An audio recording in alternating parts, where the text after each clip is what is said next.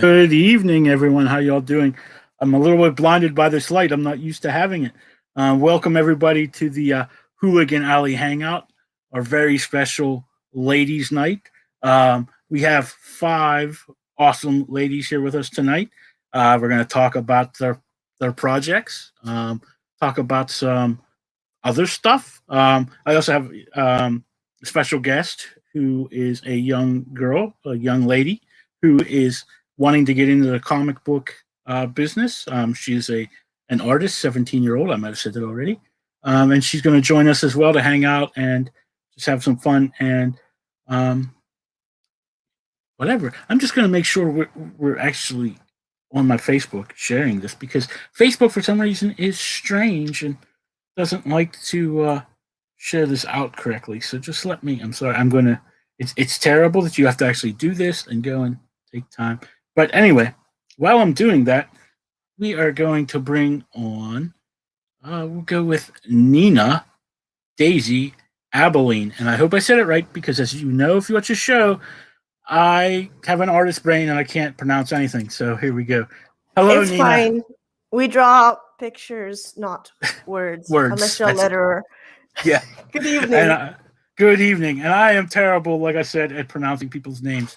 I just want somebody to come on named Tom Smith, and then I'll be happy. It's actually not my real name. It's a pseudonym, so it's fine, really.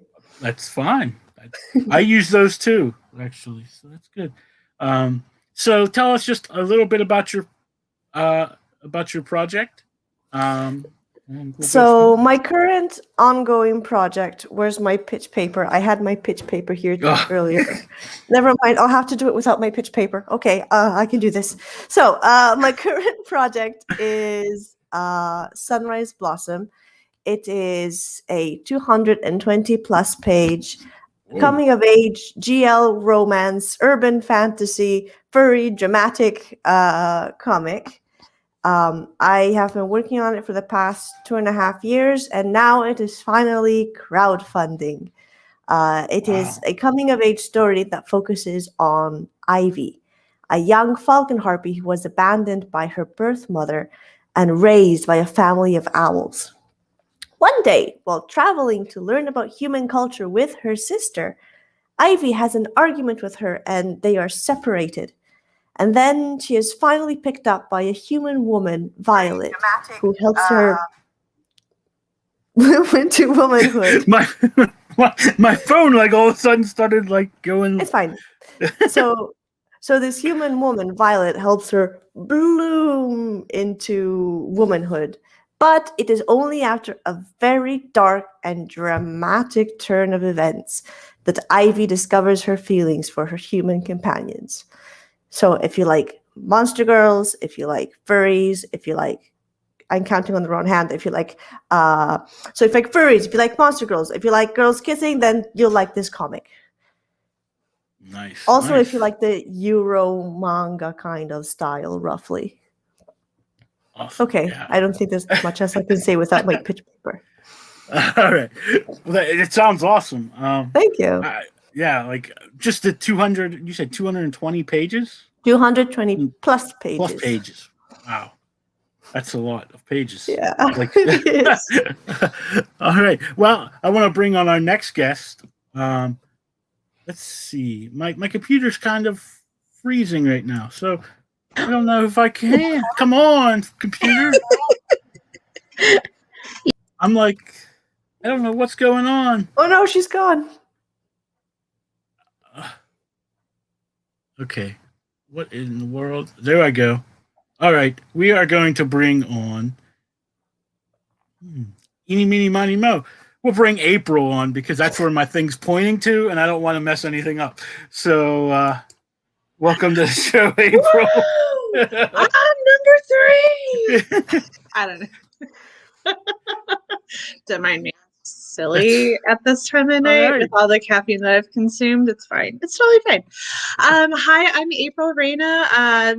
April Grady-Reyna is my personal page, but I've got a fan page that's called Reyna Art. I'm also found on Instagram under Reyna Art as well.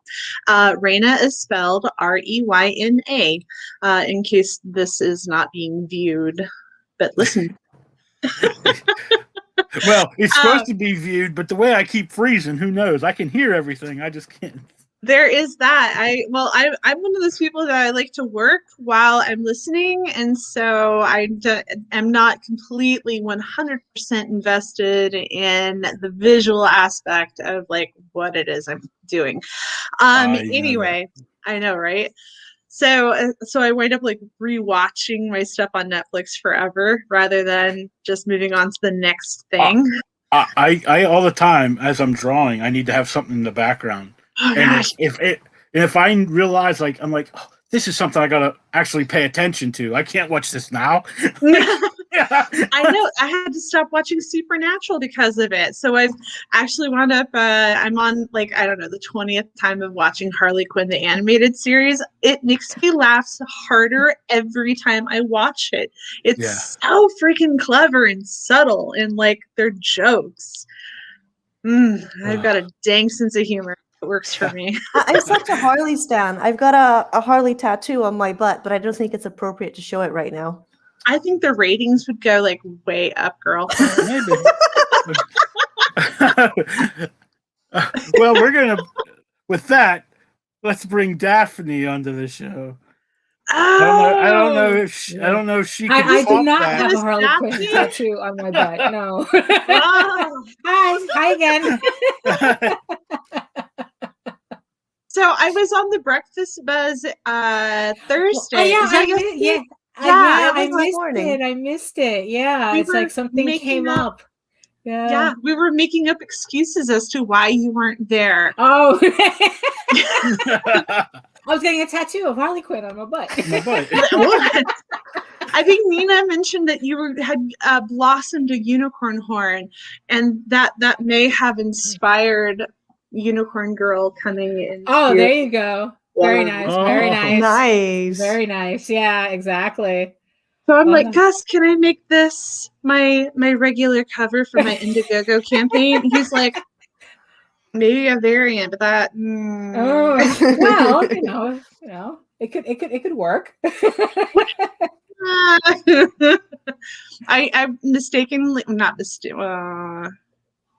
I accidentally fell into that genre, like when I did my first crowdfunding thing, which was really exciting. But now I'm like naturally drawing like super sexy stuff. Yeah. I'm like, I gotta tone it back. It's really awkward when I go to cons and I'm all like, oh, look at all this it does get like, it does get like that. Yeah. Well, but here's the thing though, like I do a lot of like sign me up for the Kid Day sketches, sign me up for the free sketch things that they do. It gets me into the program. It's super fun for me to like shell these things out. It forces me to work faster. Right. Yeah, exactly. Right. Yeah. So I draw that, and then I've got like My Little Pony right next over, and it's like, wow. Right. Yeah, no, it gets awkward sometimes. Yeah, you have to judge. You have to know the room, right? Pretty much. I do. But then I wind up censoring myself, and then that's like a whole nother conversation starter. And not that I'm complaining. All right. But it's what we all have to it's what we all have to maneuver, in this space, this creative space. Although I thought it was hilarious. Somebody like broke it to me probably about 2-3 years ago. They're like, we've been friends for a while, right? I'm like, yeah. And he's like, it took me about 3 years to realize how cool you were about the art thing, and that like I was really intimidated about asking what I really want to draw, and I'm like, oh, we're having that conversation now. Okay. Yeah, exactly. Kind of like breaking the ice there. Like I never came up before. I'm like, oh. And on that note, we're gonna bring in Katrina so she can talk about her cats. Hello, Katrina. There we go. Right. Talk about my cats. That's what we're going to talk about next. Yeah. Yeah. And just to round out ladies' night here, we're gonna bring on Veronica Stewart. Hello. Hello. I'm a little nervous. That's okay. Just breathe in. Breathe Okay, out. we're just talking about cats. Yeah, we're just talking Cats. about What do little cats wear? It's a little speed demon. I have no idea. So we had a very fluffy cat that runs around the house. We don't have any cats anymore. We I've lost got one a on my guinea. desk. He's just sitting here waiting to be Knock interrupted. something off. We lost a guinea pig this morning. It was very sad. Oh, doggone. That's terrible. Yeah, I got up to go to the bathroom, and her cage is right outside of my room. And I come back in my chair, and I look over, and I'm like, Guinea? And I start shaking the cage. I'm like, Guinea? And her body's just like moving and like not moving. I'm like, oh, crap. Oh, That's the worst. That's the worst part. her baby. Oh, handsome. So, Oh yeah, he's cute. But he's very, very, very devilish. This cute little face. This Hello, cute Mr. little face. Floofy. This little face is a little devil. Someone who's named after. Oh yeah. trying to. Yeah. We named him after the Umbrella Academy because I can hear you. Yeah, I can hear you. Yeah. Okay, thank you. Yeah, we named him after the Umbrella Academy because he's got the entire traits. He's fabulous, he's adorable, he's a little goofball, and he's a crackhead. I hope it's not. Like, that would be dangerous to have your cat. on As crack. a supplier, I think you need to cut him back a little bit. You might want to An limit the amount of expensive habit, friskies there. Yeah. Gotta cut that out. Yeah, maybe one can of friskies a day. Oh, okay. Now let's bring it back. Yeah. I'm just trying to. Hold on. I'm still stuck on. I'm still stuck on the Harley tattoo. I'm sorry. Oh well, yes, that'll be the theme of the day. Yeah. I'm awfully sorry, but I'm wearing a nightgown and Yeah. I'm not comfortable sleeping with underwear. Oh wow. No, meaning that I could show you if I. No, Oh, I'll shut up. No. Yeah. It's But Nina's European. It's a thing. I know. It's like I said. It's a Good. cultural It's just thing. that it's just It's that fine. YouTube might get a little upset at it. That's all, you know. Maybe, yeah. I'm telling you, ratings Yeah. through the roof. Yeah. Just imagine black and red diamonds on my lower back, and There it's you fine. go. There you Yeah. go. So it's not actually Harley, is what we're saying. Well, yeah, It's her symbol. It's technically. a symbol, yeah. Yeah, But those are good because then it's like, you know, like you have that symbol without being like really obvious about it. So it could be anything at quick glance. So Not really. On at the seaside, people have asked me if it was the logo of that swimwear company. oh, okay. And so like Because- when I was getting the tattoo done, the tattoo artist was like, "So, you into swimming?" oh, because Oh, so many people get logos tattooed on their right. bodies. Yeah, they do, I guess. I mean, I've seen Pepsi tattoos and things like Yeah, that. yeah. so, I guess. Really? Yeah. Yeah. Yeah. oh. Yeah. Yeah. I haven't seen that. I'm like, Those I are mean, very- I see a ton of superhero emblems tattooed Yeah. on people. But yeah, I've never seen Pepsi or Yeah. Coca-Cola or anything like that. There was a very popular former professional wrestler who had That's exactly who I was thinking of. CM Punk. He had the Yeah. Pepsi emblem big on, Pepsi logo that's on his right. arm. Yeah. That's and he had his Oh. finishing move before the WWE was the Pepsi plunge. So, right. Ah, interesting. Yeah. Oh my But- goodness. By the way, Pepsi, if you're listening, I wouldn't mind tattooing my logo on your Yeah, butt it's if you like- paid me like yeah. $1,000 she every wants to month for the tattoo rest her of my life. logo on their butt. Your logo on theirs. That's Right. I would have tattooed my logo on Pepsi's butt. Especially if they pledge towards your Indiegogo. Yeah, Exactly. exactly. Yeah. By the way, on the Breakfast Buzz the other day, when they were showcasing your Indiegogo campaign, it was adorable. Thank you. Very cute. You should be very proud. And you're 17? that Veronica. Veronica's 17. Veronica's Sorry, Yeah. Veronica. Okay, I'm so sorry. It came out late, and I was Wait. like, "Whoa, what? Sorry. That's awesome!" So I can't wait to see yours for sure. But I mean, I always but get anyway, confused. no, they went through your Indiegogo campaign after you had to dash, and it was very well done. So I just Oh, wanted thank you. to. Well, I didn't missed realize a I'd lot see you that the next sure day. the one episode I had to not be on. Well, it's okay because we're gonna share it here so everyone can see There we it. go. Yeah. If I can remember how to do it, because I am terrible at this. You'd think Well, after 6 it- months I would learn how to use this program. but- Oh well, that's it's Eh. it's live streaming. I like to compare it to karaoke. It's like nobody watches a live stream to get professional results.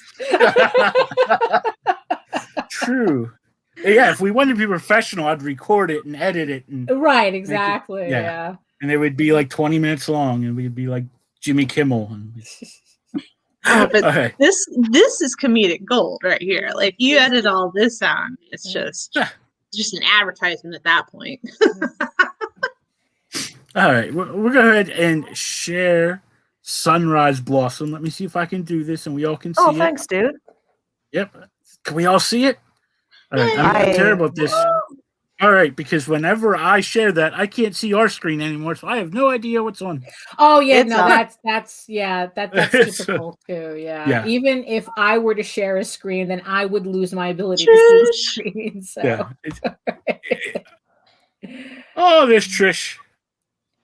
I love this. Hello, pretty Hello. ladies, hey Trish. and JW. Well, I'm not a pretty lady. Fine. Oh, come on, you're gorgeous.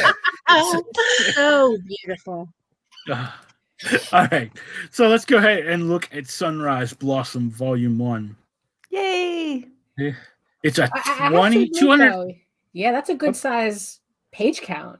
That's a Yeah. big book. Yeah. Yeah, I've been coloring a book for someone. Right now, I'm on page 155 of 156, and it's taken me literal years to color this book. I can't imagine how long it would take to do 220 pages. 2.5 I don't- years? Yeah. Wow. Almost Yeah. 3? Wow. Yeah. And do you do it all yourself? Is it Oh, all- yeah. Oh, yeah. I'm a one-woman war machine. And is this like the only thing you do, or do you also Oh, divide no. it? You divide it up in like your day job or something. Well, I teach when I don't draw, and when I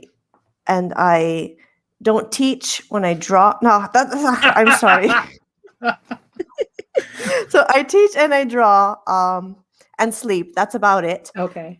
But it's not the first and only project that I've done. It's my second big comic, roughly. I started my first comic when I was 17, actually, just like Veronica. And so my very first comic I started when I was 17, and it took me about 2.5 years to complete, and it was about 94 pages. Ooh. And as soon as that was finished, I directly hopped on the train for this one. And in roughly the same amount of time, I was able to do twice as many pages. So the more you go on, the easier it gets to continue. Unlike going to the gym. Right. Exercise. Who needs that? We get enough exercise with our arms. Like we should have. Yeah, forearms exactly. the size Yeah. of our- Uh-huh. got the one Popeye forearm. The other one's Yeah, used. the one. Unless you're ambidextrous. You were, yeah. All right. So we see that 17 backers. We still have 25 days left. Is this a? Oh, it's a flexible goal. Okay, I was just Yeah. checking. So You never you'll know. get it no matter what. Yeah. Yeah. All right. So, and I take it that this is cover of the. I hear myself. Yes, God. Oh, that might be a StreamYard acting up. Sometimes it does Yeah. that. Yeah. It's like the reverberation from Yeah. everybody. I thought I was getting a message. All right, so trying to see if there's any. Oh, okay, here we go. Perks. So you have the digital copy, and we're terrible. We're in the United States, so we have no idea what these numbers mean. That's a euro. Yeah. Yeah, but- Yes. I know that much. It's about like $6 roughly. Yeah. Probably like the $25 I think would be around like $30 for Yeah. us. Yeah. Roughly, yeah. Hmm. And just in case, for those Americans who are watching, don't be scared by the euro sign. Right. It's not your enemy. Even though it comes from the European Union, shipping isn't expensive. I was able to strike a deal with RJ from Critical Blast, and thanks to him, shipping to the US is now safer and cheaper, and it'll cost roughly 13 euros per copy to ship, which in USD is roughly $15. That's not bad because I not just had bad at all. something shipped from Australia. It cost me $20 to buy the thing and about $45 to ship it. I once had to send And it out was- a couple it of was books only to this big. Australia, and it cost me like $65 to do it. Yeah, it was crazy. I mailed a copy of my first book, which weighed something like 4 ounces, to my best friend in Canada, and it cost me $26. Yeah, yeah. Yeah, that's crazy. You could have drove it there. When I put my Kickstarter together, I winced over putting international shipping in. Yeah, yeah. I'm like, I'm so sorry. Every time I typed it, I'm like, I'm sorry. I'm so sorry. I know. I'm like, oh, Yeah, but still, Yeah, though, I've been for a using- book that thick, though, that's Yeah, a- Yeah. $15 for a book that size is Yeah. not bad at all. yeah, 220. Heck, plus I'd pay that pages. here for local shipping. So Yeah. my printer is super cheap, and they're really good. So I guess I also got lucky from that end. Nice. Yeah. nice. I when I did my Squee After Dark book, that was kind of thick. I think it was like 6 or 7 ounces with the book itself. And when I was using pirate ship, it was costing, I want to say, about $24 to $25 to ship to Australia. So Yeah, I am going to be shipping out my books here eventually as soon as I get some art finished. you're on that last page. You got it. You got this. Oh no, I'm not. I had to end up hiring an artist, so I'm like waiting for new pages all the time. But Sorry, I was I- trying to be positive. yeah, I ended up I signed up for postage.com or stamps.com. I mean, and you pay that by the month, and I signed up when I thought I'd be shipping the book soon. Well, you pay like $25 a month. The only thing I'm thinking is like, oh, at least I'm building up postage where I'm not going to pay out of pocket. I was gonna say it carries over with stamps.com, Yeah. right? Yeah. Yeah. So I'm like, yeah, so I'm at least building up postage. I don't have to worry about it. It's already paid for by the time the books get here. All right, so let me go back. And this is, I guess, 2 of the prints that are available with the book. Mhm. Here's some of the art. Nice. Wait, does anyone want to read it with me? Okay, April, do you want to be the cat girl? Of course I do. Is that the one on the left? Yes. Yes, the other one's a bird girl. So, like, are you gay? Gay? What's that? It's when men like women and women like men. Or wait, it's no. like it's when exactly men like the men opposite. and women like women. Everybody likes women. We all like women. It's okay. I like food. What? Is that possible? You can do that. Yeah, my brother works in a gay bar. Didn't you know? I thought that's where you met. I mean, you seem pretty lesbian to me. Lesbian? Have you lived under a rock your whole life? Lesbians are gay women. Yeah. Oh, are you? No, I'm not. And neither is my brother. It's That's the it. bird. You're Yeah. right? That's still You're all reading- you, April. Oh, That's is you. it? Oh, I'm so sorry. But while we're coming out, I may as well tell you, I'm asexual. That means I don't like boys or girls. What do you like then? Grilled fish.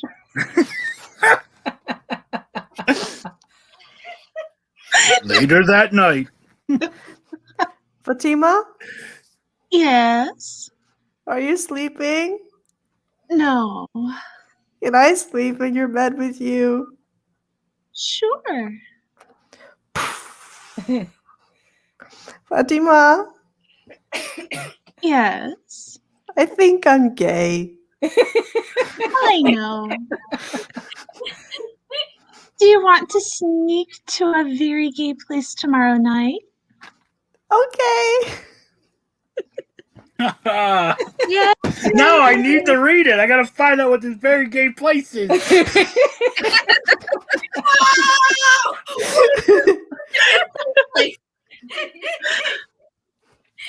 And do they serve grilled fish? Right, yeah. Oh, that would be the question, right? Very, Unless they got food. very light spoilers. There is a fish, and she does get grilled. Oh. Ooh.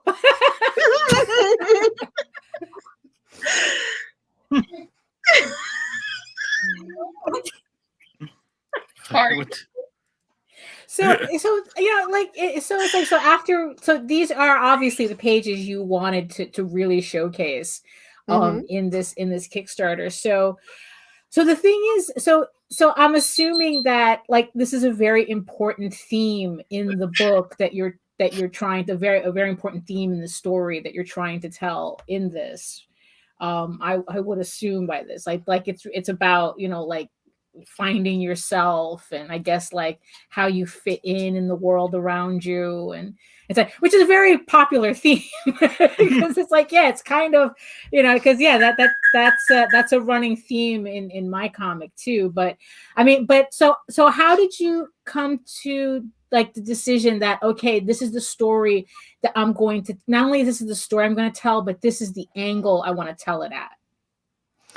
Well, how it all started was when I was in comic art school, and they gave us a very short assignment, like just a few pages of anything we wanted in a cartoony-ish style. So anything that wasn't realistic or semi-realistic.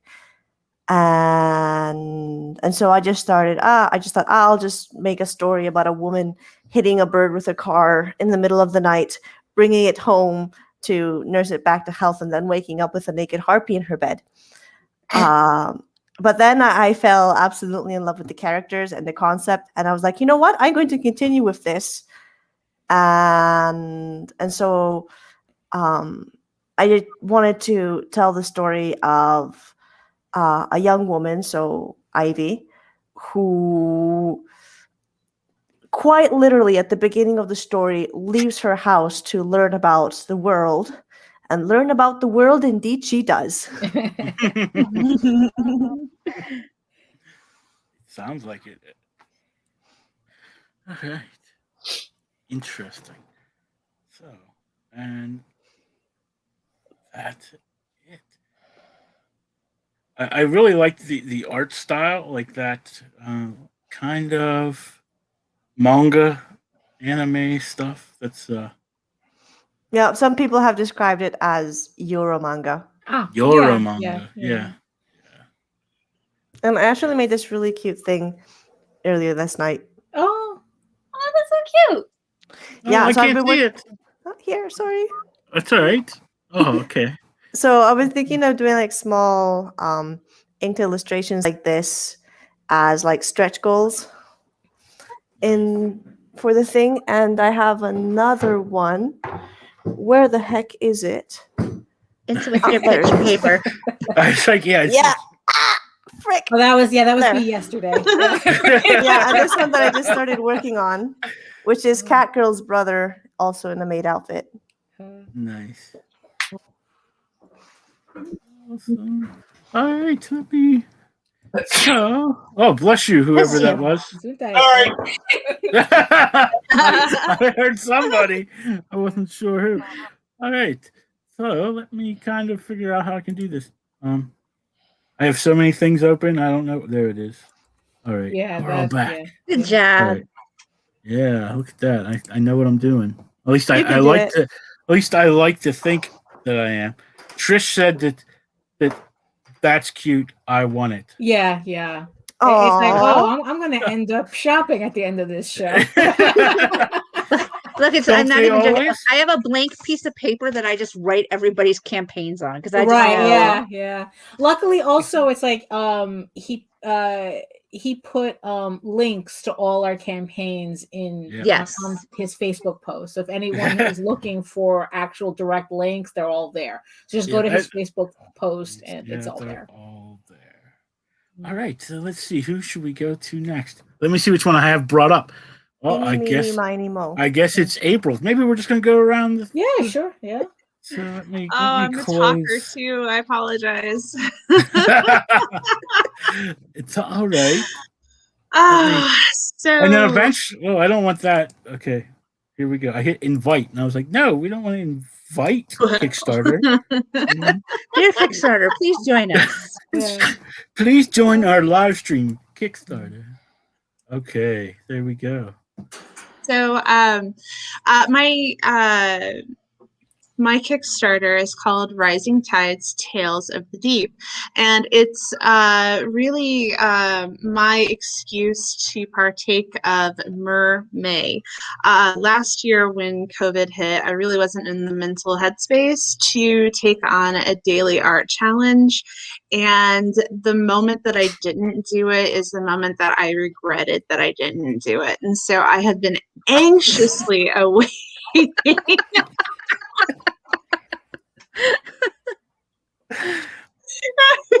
It's because she got my last sorry. There we go. So anyway, so the moment that I didn't do it was the moment that I realized that I really wanted to do it. And I have been just fantasizing about doing the Mermaid Challenge for pretty much a year. So this is an exclusive art book. There's no story to it, but it's leading to a story. I hired Clifton King to create a story of a mer person that I am looking to illustrate shortly after this campaign wraps. So with any luck, I'll be able to take all of this wonderful manic energy that that I have been pouring into this campaign and apply it to something like legit. So yeah, so with this campaign, I'm marketing it very similar to what I did in October. And if you weren't here for October, let me just kind of tell you what it is. With MerMay, you get one theme a day that you have to illustrate. So obviously it's something under the sea or something mer person related, whether it be mermaid or merman or whatever the hell. And I have, I got tired of waiting for somebody to create a list, so I made my own. And if you scroll down just a little bit further, you'll see the list. So we've done the 20 style flapper. We've done the narwhal. We've done the jellyfish. I did Padme from Star Wars. We did the Arctic, riptide, anglerfish, bathtub. Like tomorrow's is, I forgot what tomorrow's. Go down a little further. Oh, hold on till there we go. There we go. Lionfish.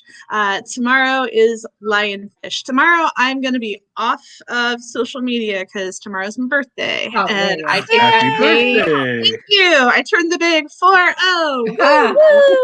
I know, right?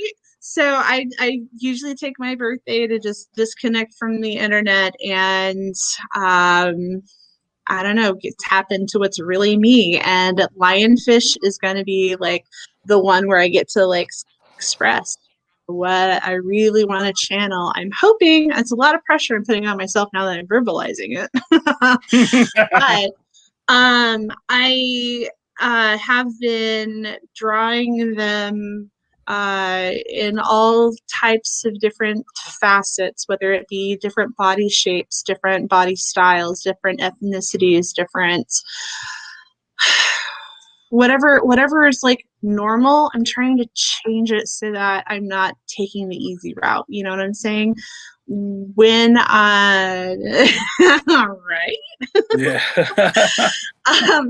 What I really want to provide to everybody that's supporting this venture is quality art, like a level above what I was in years past, and really have that expressionism like channeled through the art.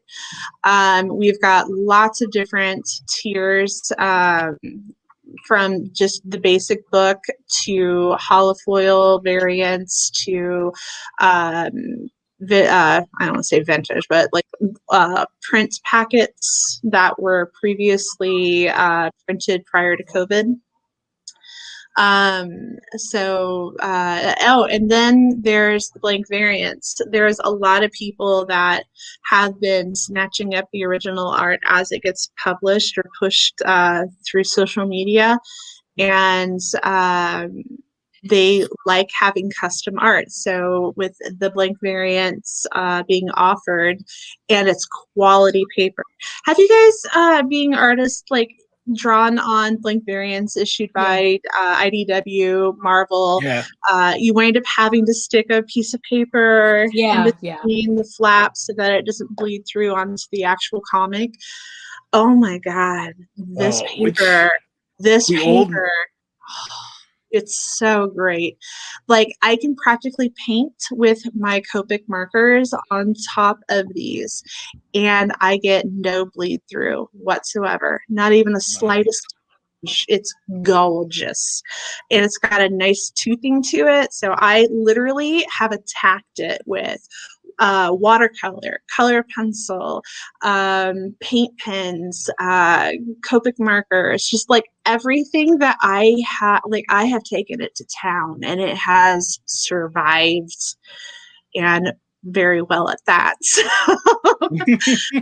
anyway, yeah, so it's a higher tier because it's a higher quality art that I'm trying to provide. And with my Squee After Dark series, like, it was well intended, and with the mer people, it's right there, you know. Anyway, yeah, so not really good with sales pitches. But these are some of the prints that I had available prior to the COVID shutdown. So I've taken packs of like 5 to group together to pair with the books that I'm actually producing. And so the books are in the process of being created while the campaign is going, one a day.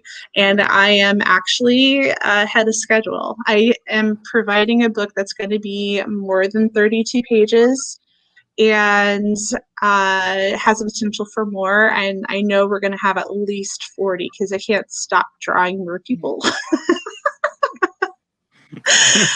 I mean, it's cool. Like, I have more than one of a day on occasion, or the variants that I produced. I kind of want to put a gallery in the back of the book, that kind of thing. So it's gonna be amazing. Anyway, please feel free to keep scrolling because there's a lot. There's a lot there. All right. So we've Show us already your naked- unlocked a few of the stretch goals. So we'll do the Rising Tides postcard is already unlocked. I'm still developing the sticker. The guy that I was using to do the sticker unfortunately had an injury to his arm, so I'm gonna have to create those. And I've scrapped 2 designs already, so I'm like, I gotta get it perfect. So we're still working on that, but I have the bookmark already done. Yeah. Got some more stretch there.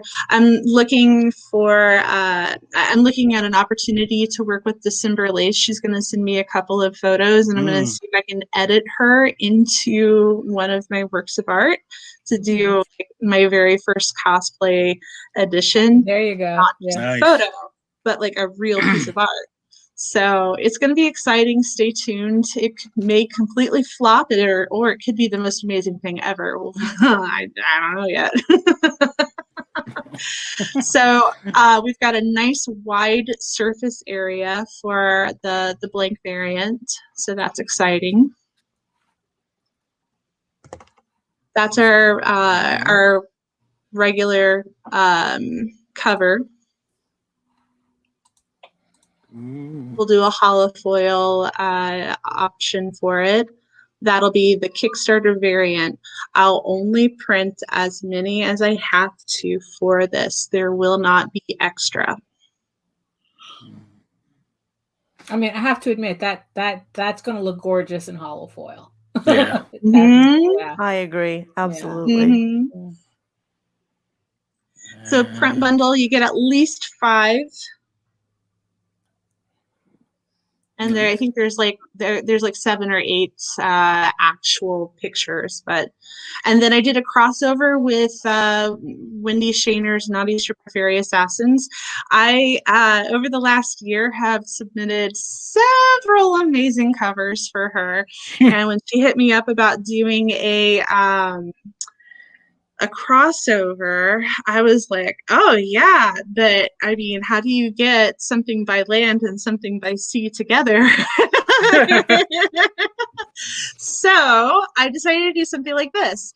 Her version obviously features Naughty Stripper Fairies up top, or with the fairy,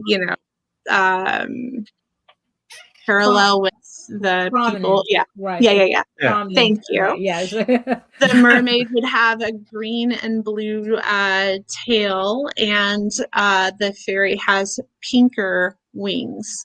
And so when I did mine, I wanted it to be a little different. So I wound up doing more of a beta fish thing. It happened accidentally, and the longer I looked at it, and I stared at it for like 20 minutes. It's like, I don't know if I love it. I don't know if I love it. Oh. No, I'm pretty sure I love it. No, I really like it.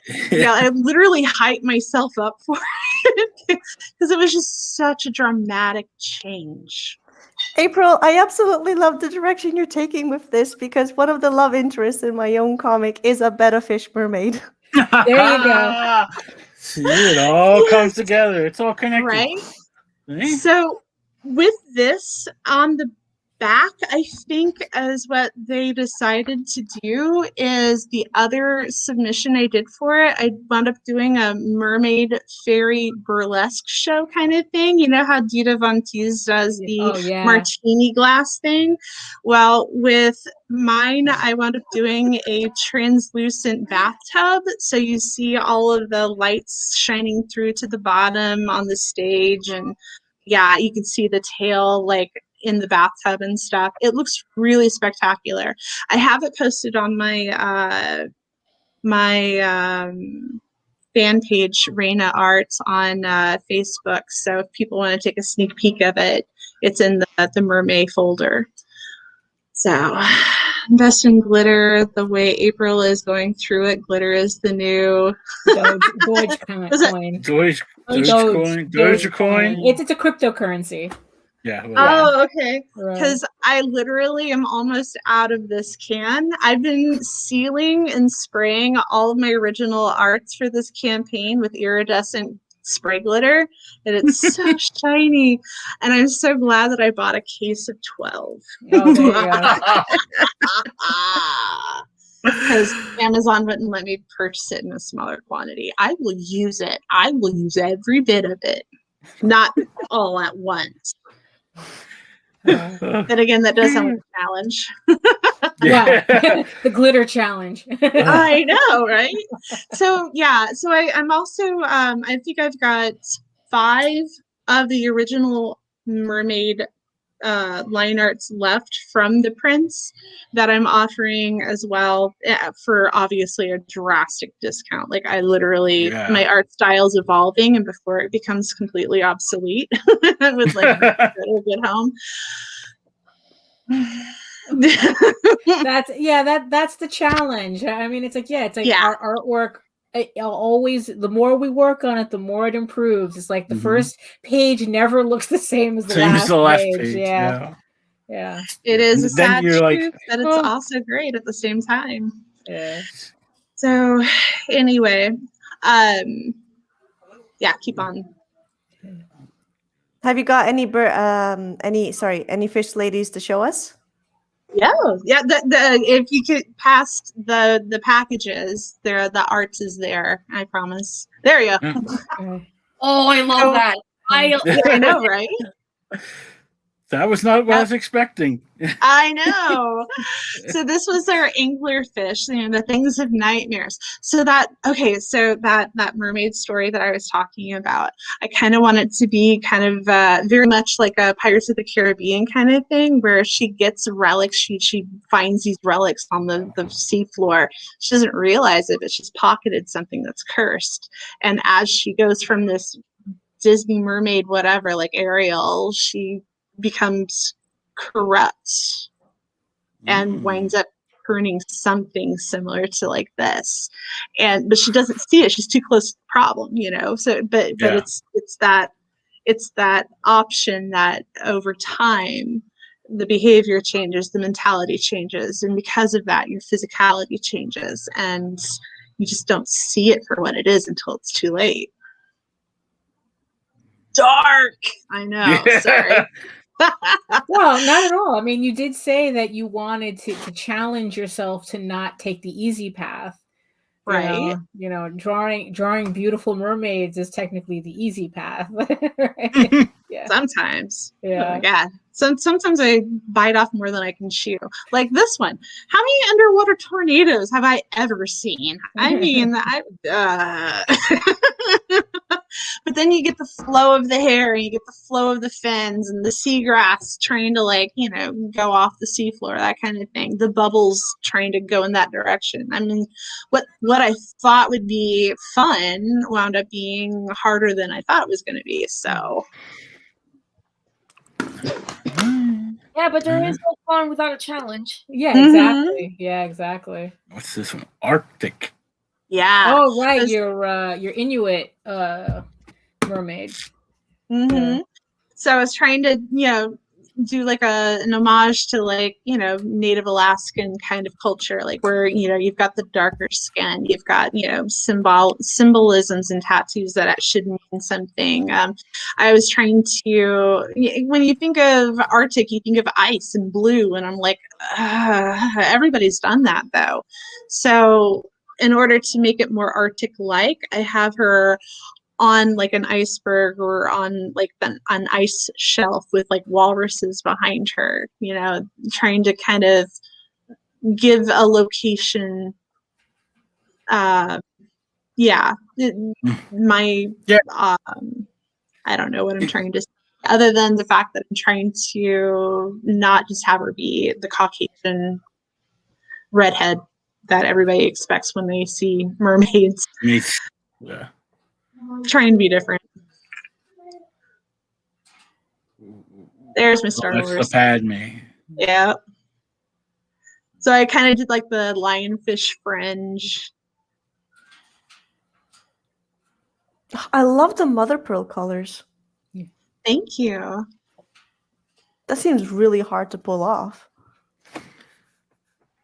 Oh. Yep. Jellyfishing. I just love the gentle line tail. Yeah. And narwhals. Yeah. Yeah, this one's nice. I like this. I can't believe that this one's still not like bought up somewhere. Because it's a very it's a very masculine. I say it's guys. Yeah, Come on. Yeah.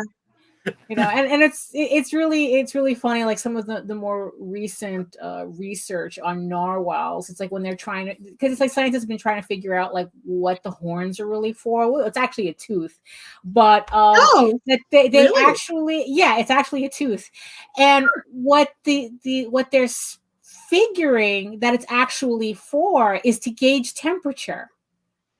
Oh, Yeah, it's like that it's that it's actually like sensitive. And yeah, so it's like so it's yeah, so it's sensitive and they're using it to fight. Right, yeah, exactly. So it's like I'm seeing this piece and I'm like, oh, the latest research says. So I'm a little behind on my science journal. Yeah. See, not only do we have fun, it's an educational show. Right. Yeah. So it's like Right. so it's So it's like it's just just added information. I love it. But that's also the reason why this piece I find really striking, because of what's going on and combined with that information, and it's like Yo. Yeah. They're arguing. It's warm water. No, it's cold water. Right. Yeah. It's like, Right. Well, if you are plummeting towards the seabed floor, like obviously you're gonna have a change in temperature. So Yeah. that was my flapper.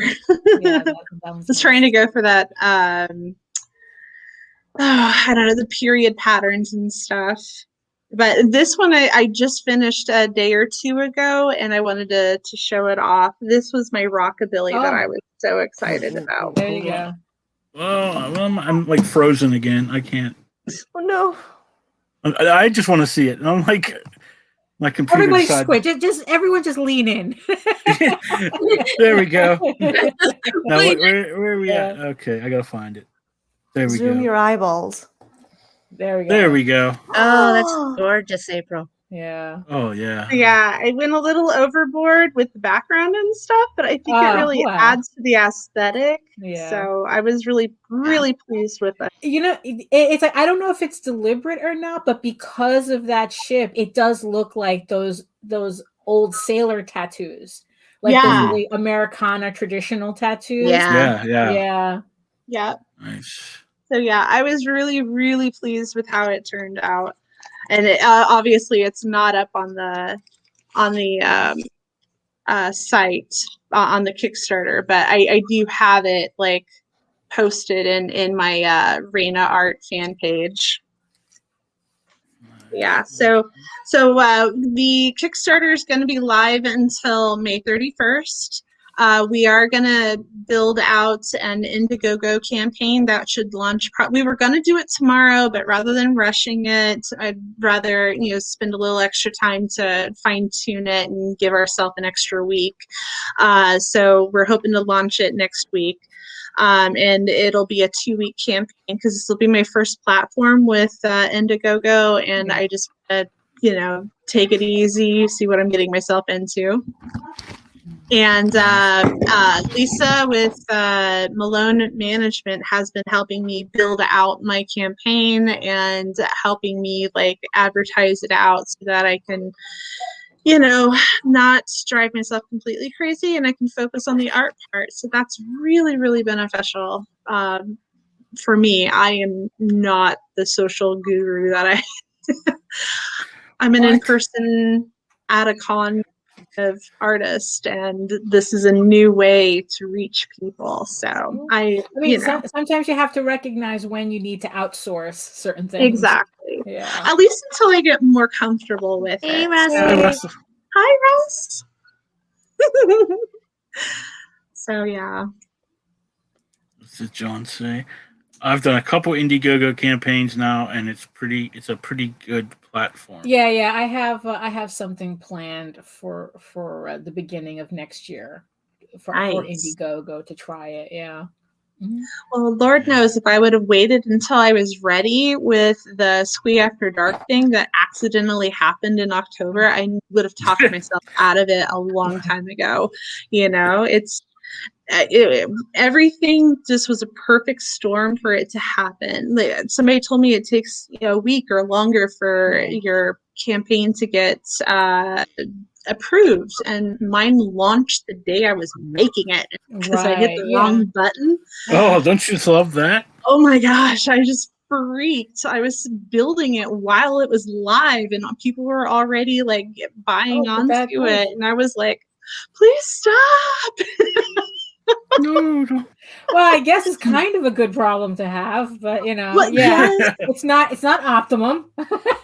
True, but then I was getting messages like, hey, you really should add this, or you really should add this, and I'm like, I don't even know what I'm doing. So I literally was phoning a friend while I was trying to get it to work, and it worked beautifully, but at the same time it was the most stressful thing I think I've ever endured. Because I didn't know how to launch pictures. I didn't know like what kind of information I was supposed to be providing. I nearly got my campaign pulled. Oh no. With, like 2 days left. Well, I mean, I don't know. I was really pushing the limits of like what kind of images to put up. Yeah. So after a little bit of censorship, like we were able to like keep it going and everything. So I know that if I were to do it again, like it's going to be like a short campaign. There's another cat. Cat's crazy. I went to the bathroom 1 second and I forgot to close the door. Not in the bathroom, right? Like, I went to the bathroom and I forgot to shut the door.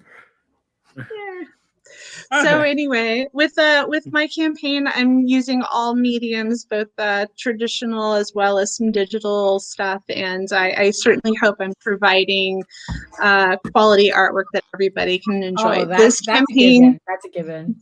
This quality campaign is an understatement.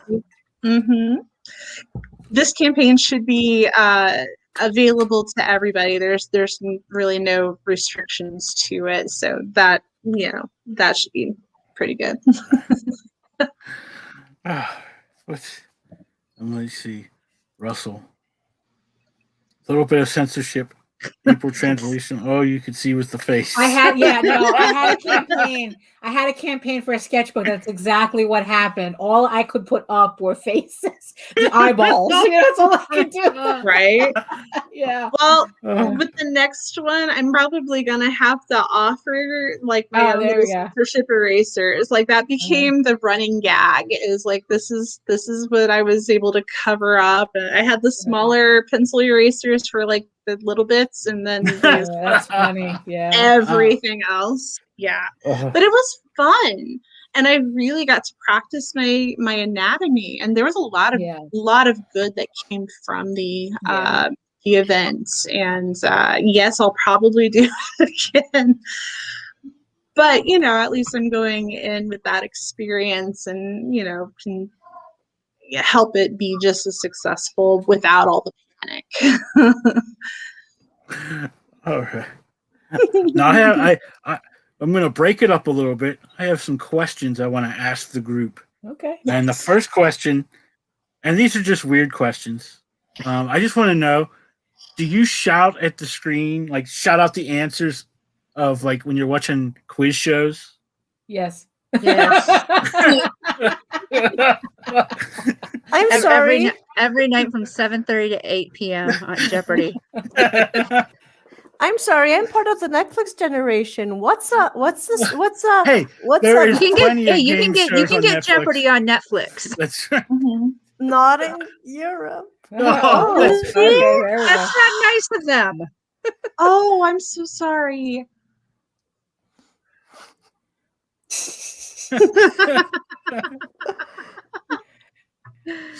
Okay. Okay. All right, this is a little bit more serious. Is there an area in your life that you're never satisfied with? Like, no matter what you do, you're always like, oh, that could be better. Oh, wow. That's everything. Parenting. How to narrow that down.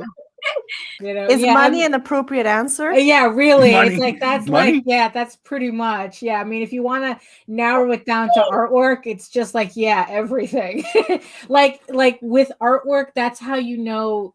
I guess it's like you're still growing as an artist. Is that you're just never satisfied with the work you're doing. Because you shouldn't be satisfied with the work you're doing, because it's always a process of pushing forward and pushing yourself past limits, and then you pass that one limit and then you find that there's another one and there's another one after that. So it's like, but in general, not there isn't one aspect. If there is one specific aspect that really frustrates me that I wish could be better, is having a better both understanding and a better function of damn social media algorithms. Oh yeah, my God. yeah. Well, I mean, not for nothing though. It's like it keeps changing. Yeah. So it's like once you like figure out something works, then they change it anyway. Because I also have a YouTube channel, and it's a constant struggle trying to keep up with the changing demands. So there just comes a point where it's like, screw it, I'm just gonna put up what I want. Yeah, as well as trends on places like TikTok and such. Yeah. I'm too old for TikTok. Yeah, no, I kind of passed on that one too. Some of those things, it's kind of like your music. Once you get to a certain age, that's like where you stop. Like, you don't learn anything new. It's kind of same with social media. You get so far, all right, that's where I'm stopping. Exactly. Yeah. So glad I'm not the only one. Yeah, I think I kind of stopped, and then Periscope popped up. I was like, okay, no, I'm not going to learn another one. Yeah, that's too. It's like the only thing that was good about Facebook is it was kind of like MySpace. It was like an easy transition. Yeah. Mm-hmm. But now you're always like, I know me and my niece will talk all the time. It's like, I miss MySpace. Like where you could have, you'd make those the backgrounds and things. And, the customization. I do miss that. Where's my play music option? Yeah. Right. Or having your friends fight because they're not in your top 8 or what number it was, like your top 9, top whatever it was. And I find that Facebook is so much more user friendly than Instagram, even though everybody's like, no, you got to do the hashtag thingy, and the hashtags are horrible. Yeah, it expands. And I have gotten a few new clientele from Instagram, but it's so hard to edit. It's so hard to edit in case you need to adjust something. Or I was trying to plug my Kickstarter link, and you can't click it. And it doesn't link. You have to click. So the only way you can do a clickable link is if you put it in your one spot in your bio. Yeah. Or you have to get Linktree, and then on in your bio have Linktree, and then it has all your links. It has all your links involved. Yeah. So I don't feel like it's as user friendly as Facebook, even though everybody seems to be trying to jump ship. I'm like, you'll be back. Even though Facebook and now Facebook and Instagram are the same company. Pretty much. Yeah. Facebook owns Instagram. Yeah. So it's like you'd think it would be a better, kind of recently, my fan page and my personal page have I don't know, they flip back and forth. So if I accidentally select a comment to read that's under my Reyna Art fan page, it flips over to that account, and I'm like, whoa, what happened? I just lost everything. Oh, wait, no, I gotta go back in. Under my name. Yeah, I'm just wondering what kitten stretch goals. I mean, I've got to get another cat if we hit 10,000. Hey, the only thing I'm worried about in this book is I need the Rocky stories. I need all 5 of them. 5 Rocky stories. Maybe 6. That's right. The one that never came out. And then you got to start over with Apollo Creed's kid. Apollo. It's Apollo. Yeah. Oh, All right. I have another question, and then we'll go back to. We're gonna talk to what's Russ. Everyone. Oh, that's we already read that. yeah. He's not that important. $10,000. Come on, we got like 16 days left. We can do Hey, it. we can do that. That's only like less than $1,000 a day. That's right. For less than $1,000 a day, you too Can sponsor a cat. can apparently sponsor me getting another cat. All right. Plenty Now- enough. Thank you. But I have plenty enough. I've got 5 already, so it's going to take about $10,000 to convince me that I need a 6th cat. No, I have to change this question since Katrina doesn't do art. So, because the question I had is, did comic books make you want to learn how to draw? So, of course, Katrina can do stick figures of cats. So. Quite well. I did Inktober, doing the Indietober version.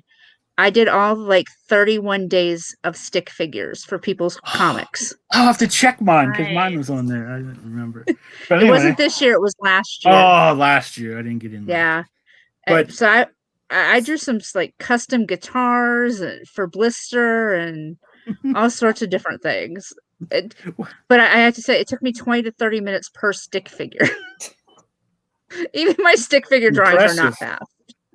Impressive. So instead of art, did comic books, inspire you to become creators, or if not, what did inspire you to decide you wanted to do this crazy thing that we all do? I wanted to do Twilight and Naruto fan art. Oh, there you go. Yeah, usually it starts off with some kind of fan art. I guess it's like I wish I could draw Bella and what's the wolf guy's name?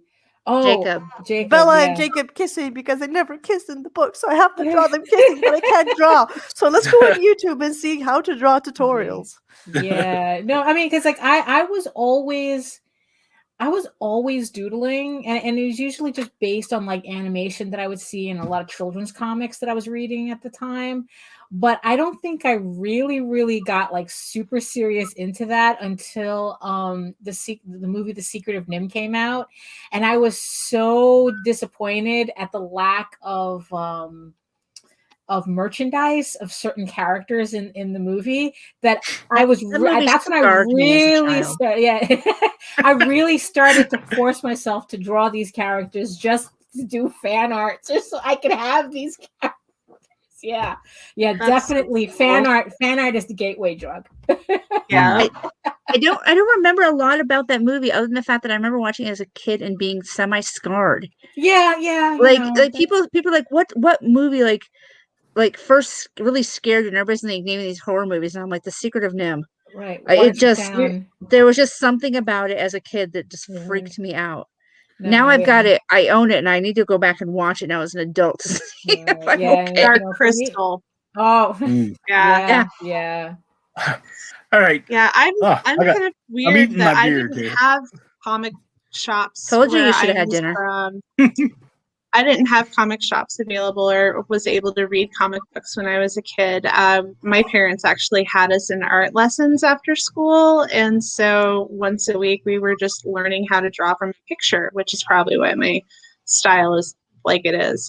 But I accidentally got an application and got hired at Heroic Age Studios before I even knew what they were actually doing. We were doing color steps for DC Comics. And they taught me who Stan Lee was. And they taught me the entire cast of Justice League and took me to my first Comic-Con and my first comic shop. And they paved this route and taught me how to use Photoshop. So there you go. So you got the whole education going on. Yeah, which is kind of crazy as a senior in high school being able to do that. So yeah, that was like 20 some odd years ago. It was like 20 some days ago, right? The other day. Yeah. So I took a long way to get there, but we got there. how about Veronica? Because she's been quiet. Yeah. It's very entertaining to watch other people like talk and laugh. It sort of cheers me up. So what got you started drawing, Veronica? Wow. Last thing I remember, I started drawing and put my heart into it when I was 7 years old. And it used to be like, like childish drawings and whatsoever, but when I saw other artwork, I just inspired to draw more and more and more, to the point I see these kind of characters and it gets me these ideas in designs. Tim Burton was definitely one of them. Oh yeah. When it was creepy, it actually gave me this like odd like goosebump feeling of like almost like being in another world. And next thing you knew, I just put my heart into the unknown, like drawing not like normal things. And I think the biggest credit I have to take, or the biggest thanks I have to give, is to my mom and dad for buying notebooks, for getting me like a few things here and there. But for inspirations and writing, that came from 2 close friends, which I could mention on Instagram. I think the first one, her name was Dark Frost Beats with a Z, not an S at the end. And the other one, oh dear God, I hope this one is kind of a tongue twister. And the second one is Splatatolinga. 8. I'm a terrible pronouncer of names, so they were doing fan fiction, or they've done fan fiction, they've done artwork, they've made like OCs of their favorite characters, they've made like fan art, they have made. And what's their main fandom? Their main fandoms that attracted you to them? Actually, Troll Hunters was my thing. They didn't know Troll Hunters until I just brought it in. Like, next thing you know, my friend from Dark Frost Beats, she went absolutely obsessed with this one character named Drawl the Deadly. It was her favorite troll. She began to draw him nonstop. But I love her inspiration. Like before all the Troll Hunter stuff, I loved her inspiration because she had this favorite song or a singer called Mystery Skulls, and our most favorite song I remember we liked together was Ghost. That's what the song was called. She was just gonna sing it for us. Which put herself out to draw this, it became an inspiration, and we all began to trust each other. And next thing you know, roleplay came along. And next thing you know, we are like taking our characters and drawing them, giving them names, giving them a personality, giving them a timeline, giving the background, the story. Like giving these characters almost like life, as if we gave birth to them. Oh yeah, no, that's exactly how it feels like. Yeah. You talk to any of us, and it's not uncommon to hear us refer to our work as our babies. Yeah, no, really. Because we put so much of ourselves into it. These are all my children. Whenever I talk about my book, Too many children. Yeah, they're all my children. I have 2 biological and so many book babies. Yeah. Veronica, your dad had shared with me some of your art, and is it okay if I share it with everyone else so they can see? All right, let me try to bring this up. I'm terrible at this, but I'm going to try it. So let's go ahead. You say that, but you manage it every single time. I'm trying to hope this doesn't just go crazy. All right, can we all see that? Oh, yeah. there we go. Oh, that's really cool. Yeah, that really does have like a Tim Burton Monster High vibe. Yeah. Yeah, when he first showed it to me, I thought Monster High because I have a 14-year-old daughter who was really into that at that time. Yeah, but I'm hoping to change the character into more of like that plague feeling, like of DNA, of cells, of science. Hopes to change that sooner or later. Oh, you'll get there. You'll get there. Yeah. Sure. I don't even want to show you what I was drawing at 17. Yeah, my stick figures were not advanced at all at 17. I don't even want to show you what I was drawing when I was 40. So, okay, why did this let me move? Let's see. Okay, there's. Oh, very What? Clive, very Clive Barker vibe there. Yeah, my computer keeps wanting to. These four I love the most. They've been with Let me see me if for a long time.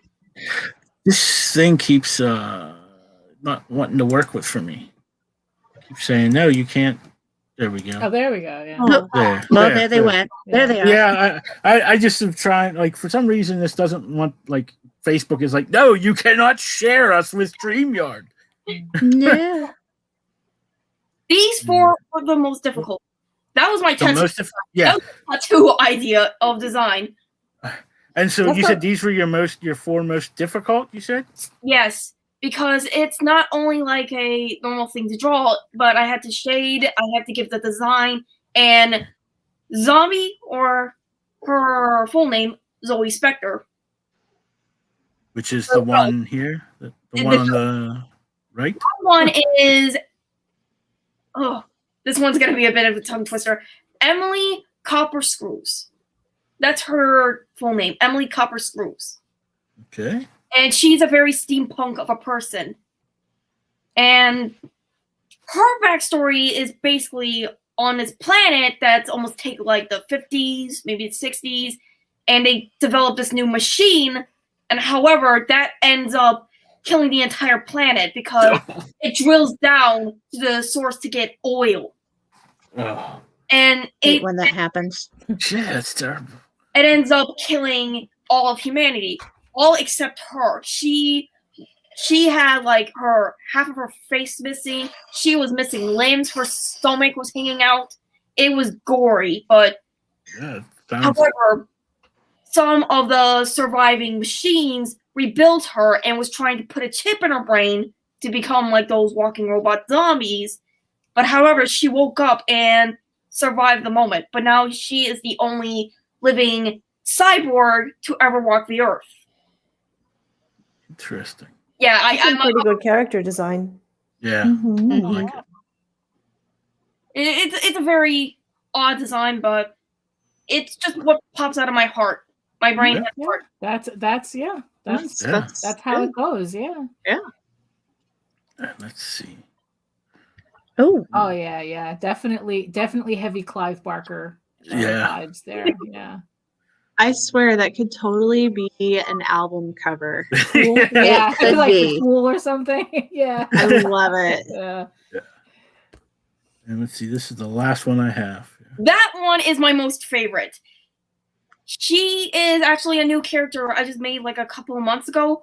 Her name, already there, Celia, Yep. or people call her Leah for short. Her backstory is actually more dramatic and saddened because she's part human, part octopus, or also known as a Cecilia. She has a mother who and note her mother is a bit of a racist at this one. Her mother would rather have her marry her own octoling kin than to fall in love with other species. However, as in the age of 15, she actually fell in love with a mermaid, and yes, a mermaid, a female.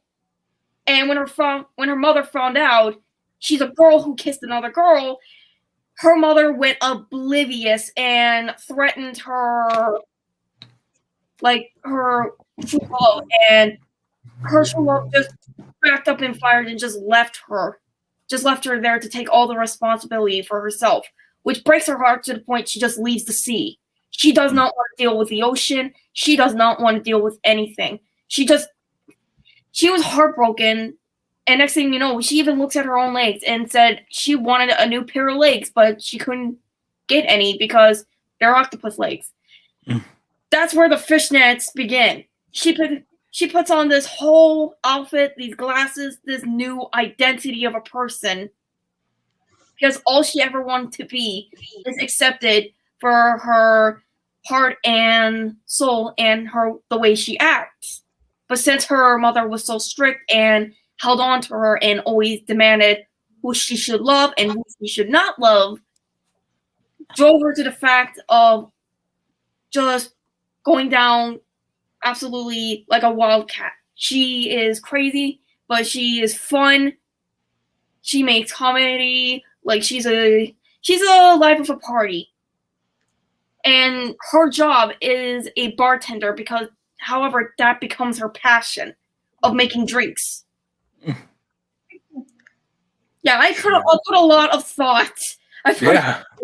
Sorry. Yeah, no, it's like it's funny. It's funny how it's like it's like we haven't gotten to Katrina's campaign yet, but the thing is though, there seems to be a running theme with all of our books.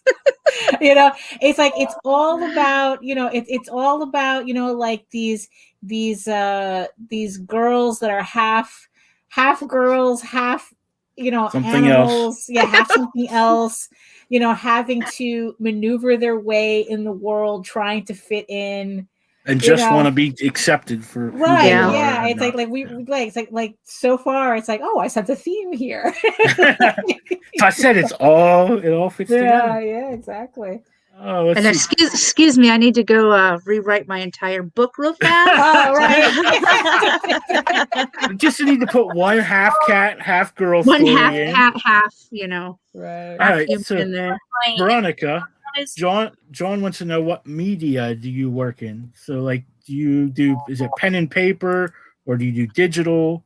Like, what do you use to do your artwork? Depending on the mood, like if it's raining, I would do like drawing, like hand drawing, like pencil wise. But if I feel like an idea I want to make, but really quick before I forget, would be like all digital. That's opposite for me. I'm an old guy, so I still like pen and paper. So if I have something quick, I like to sketch it out. Whereas, my digital stuff is usually my finished stuff.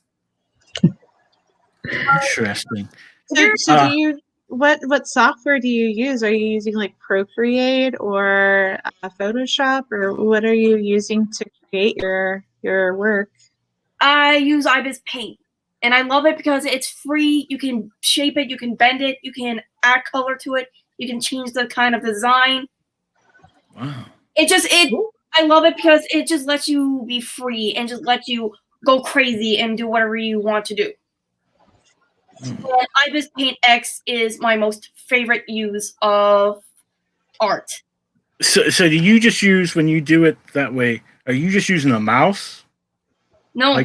Okay. So you have like a digital pad thing, like, I don't know what they're called because I'm an old guy. I just know I have this little pad. I can't even get it because it's stuck to my other computer. But this little You're pad doing it thing, all on your phone? Yep. And all had ideas. What? In one Shut the front door. Yeah, no, for real. Wow. Yeah. It's Use a your phone. stylus? Yeah. Yeah, do you use a stylus on the phone, or is it with your finger? My fingers. Yes. My fingers run around all over. Yeah. Oh my gosh, Yeah, that's this crazy. is no. Yeah. That's a I little am too not advanced worthy. for me. Yeah. Not my worthy. God. Yeah, that's crazy. I have 1,129 artworks. Yes, Wow. I have a lot. Yeah. Yeah. And you will have more. Yeah. And you will have more, that's for sure. I cannot stop. And How hopefully big you is won't your be phone? like me and lose them all constantly.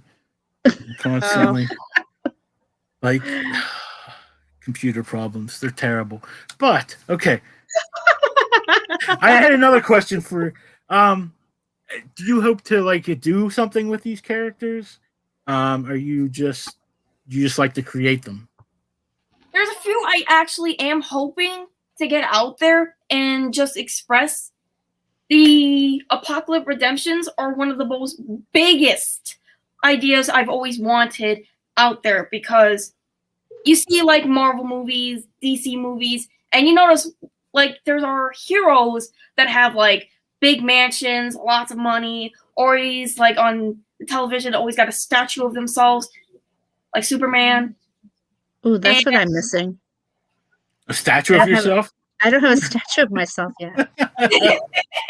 I mean, I gotta What's get on wrong that. with you? You can edit that in your book. though. That's the $11,000 stretch goal.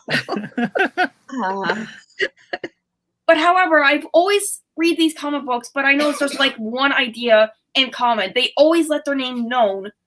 But what if there's a superhero that never lets their name known or even be known for money? Like, they don't have a Batmobile, they don't have like a cool whip, all they have is their superpowers. And they live in the areas you don't even expect, like even like the smallest places. Even in an abandoned factory. That's why I like to make the Apocalypse Redemptions, because it shows that these people used to be unknown. And each one has suffered through a traumatic past. One of them actually has a multi-personality disorder. And her personality ends up becoming two split of a heart and two split of a mind, to the point it gives her a name where she can look at the area and all of a sudden her brain can numberize the area where she can go. She has like the intelligence of 1,000 men. That's her strongest personality, and that's her strongest gift. But my most favorite is the main leader of the group, Heather. She is my most favorite. Her story is very traumatic. She lost her parents. She loses her siblings. She don't know where her siblings gone. She loses both her parents, and all she ever had left was her baby sister, Lily. But however, through that harsh time of being in the streets, she actually was so close of dying. The next thing you know, she actually meets one demon. 7, actually. The 7 deadly sins. And they see how she was put under the foot of mankind. So they made a deal that there is, like, the world is going to end in years upon later. And they need her. Because it turns out she is friends with one of the main enemies. And it turns out, or I'm sorry, I'm all over. I'm sorry. All these gibberish. Don't worry, we'll have you ready for your own Kickstarter soon That's enough. right. So, Yeah, have you written this story, or is it just all in your head right now? actually, I've actually written their like backstories. I haven't submitted out yet. Like you I'm haven't. still editing it. I'm still giving it detail, what I'm missing, which I tell the importance of who they are. What's the main story to grip at? Because all this ever explains is that a hero can be more than what you see. A hero that is never really what they see in like movies, like tights, capes, a bright color to show who they are, but they never expect a hero to be in just a hoodie. A hoodie who is possessed by 7 most strongest, deadliest sins. And the villains. Oh boy, this took me 3 years to think for villains. Hey, Matt. But this one actually got the idea of a world ending. Nice. The 4 Deadly Horsemen as their greatest villain. It seems like you've put a lot of thought into the characters. Like me, I'm like, okay, this is the character. I think he looks cool. Yeah, that's kind of how it starts. Yeah. And then it's like, okay, all right, because I'm a superhero guy. Like, because so mine aren't kind of, at first they're not so deep. Like you just like kind of, you base it off of something else, and then you just add little twists to it. Is about channel The my way- inner Edna. I was like, no capes. Okay. Well, that's one thing with my characters. Like I say, I don't know why I put a cape on them. I hate drawing capes. Capes are terrible to draw. And I tell everybody as soon as I get a chance, he's losing the freaking cape. Like, because there has to be a reason now because he has one. So I can't just say in issue 2, yeah, he's not gonna have a cape. I got destroyed in the laundry. Yeah. But yeah, There sorry, we go. sorry That's it took long. It's just, it's very dramatic. It is very plot twisting. It is very, oh, what's that fancy word? It's almost like frightening, dramatic, inspiring. It's something to catch your attention. It's like a painting that's never there. Like a hero that is unknown. It's basically like a story is the main story. Oh, I'm trying to say this without saying it too long. The main theme of this is practically a hero that I'm getting too crowded. That's but look, I mean that's how the inside of our brains sound like. Yeah, know? it really is. You're just verbalizing what it sounds like. I mean, it's like the amount of organization that it takes just for us to be able to put everything together to actually make the books that we're doing is incredible. I mean my book took me 20 years to put together. So yeah, I understand that. I definitely understand. I have a book that I've been working on since 1997. Yeah. So I mean, yeah. It's no joke. That's a real thing. That it's like I get a script and they'll just blast me with a bunch of pages, and then I go through and I find where I want the page breaks to go. I try to get it down to 21 pages, knowing that I'm probably going to wind up having it at 23 because this one needs a splash page. This one needs blah, blah, blah. I need to restructure to get the story to move. And like jumping from point A to point C, like I'm missing a bunch of information, so I gotta fill in a couple of things. So once you get your story arc, then you have to decide how you're going to publish it, whether you're going to do it in comic or manga, or if you're going to do web comic or something like that. And then that way you can pace your book appropriately for it, and it's going to be exciting, and it sounds like you have some very exciting adventures coming up, so I'm looking forward to hearing more. I have a Steph. I literally have a sketchbook that's just brain dump. That is every stupid little thing that pops into my head. It's just I'm not that organized. Goes into the sketchbook. And it's just and if you were to see it, it just seems like all like random gags and it's like, what is this? And it's like, no, it makes sense it'll make sense at some point. Oh my gosh, I'm so jealous. I can't do that. Like I write it down and then I'm like, what the hell are they talking about? Like I'm a visual person. Like this is a fairly new phone and I've already got like 4,000 pictures, like screenshots. I know exactly what I was going to use with this. I know exactly what I was going to use with this, and I'll group them all together and I'll put them in a special folder. So I can at least do that part, but I lose my sketchbook so frequently. I can't keep a hold of them. I have one notebook that's labeled like book ideas or story ideas, and it's got stuff written in it.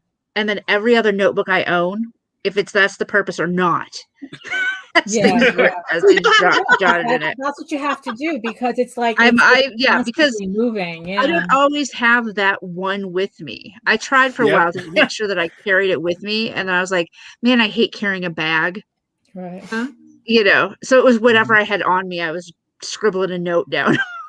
I have I've written notes on napkins at restaurants. Those are the best. Whatever I've got.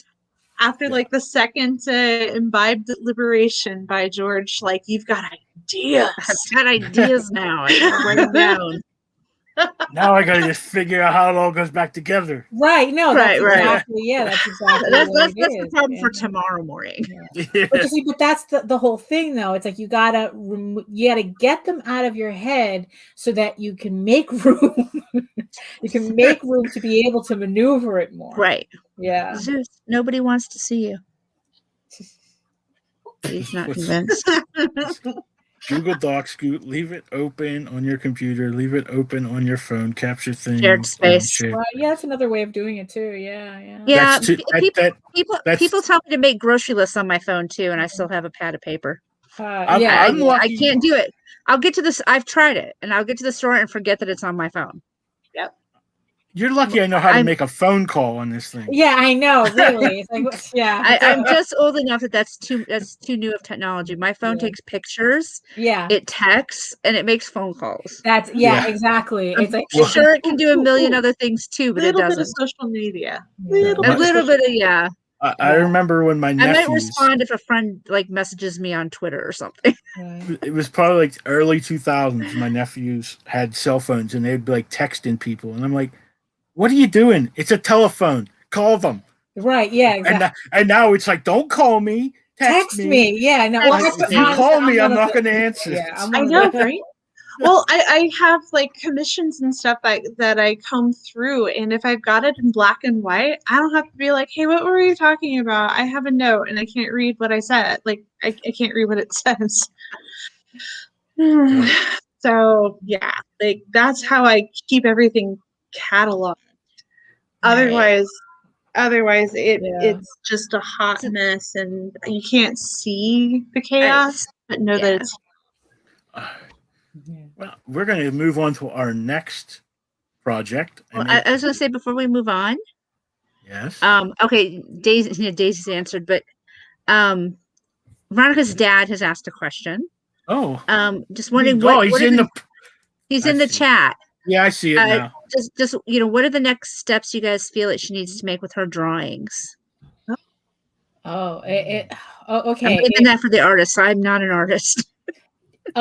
Really concentrate on really getting your foundations down, anatomy, figure drawing, drawing textures, drawing backgrounds, the boring stuff pretty much. I know it's very exciting to create characters and whatnot, but you want to be able to create the environment that they also go into as well. So, so it's like you really like it there's a lot of basics that. Yes, April. Yeah. What? I'm being polite. I know. I have to be the app when she's done. No. Go ahead. Because it just basically, just go hard on basics. Okay, so when I was first starting out, it was very intimidating to get critiques. I would say that when you're comfortable, seek people out to have them look at your work and get you feedback.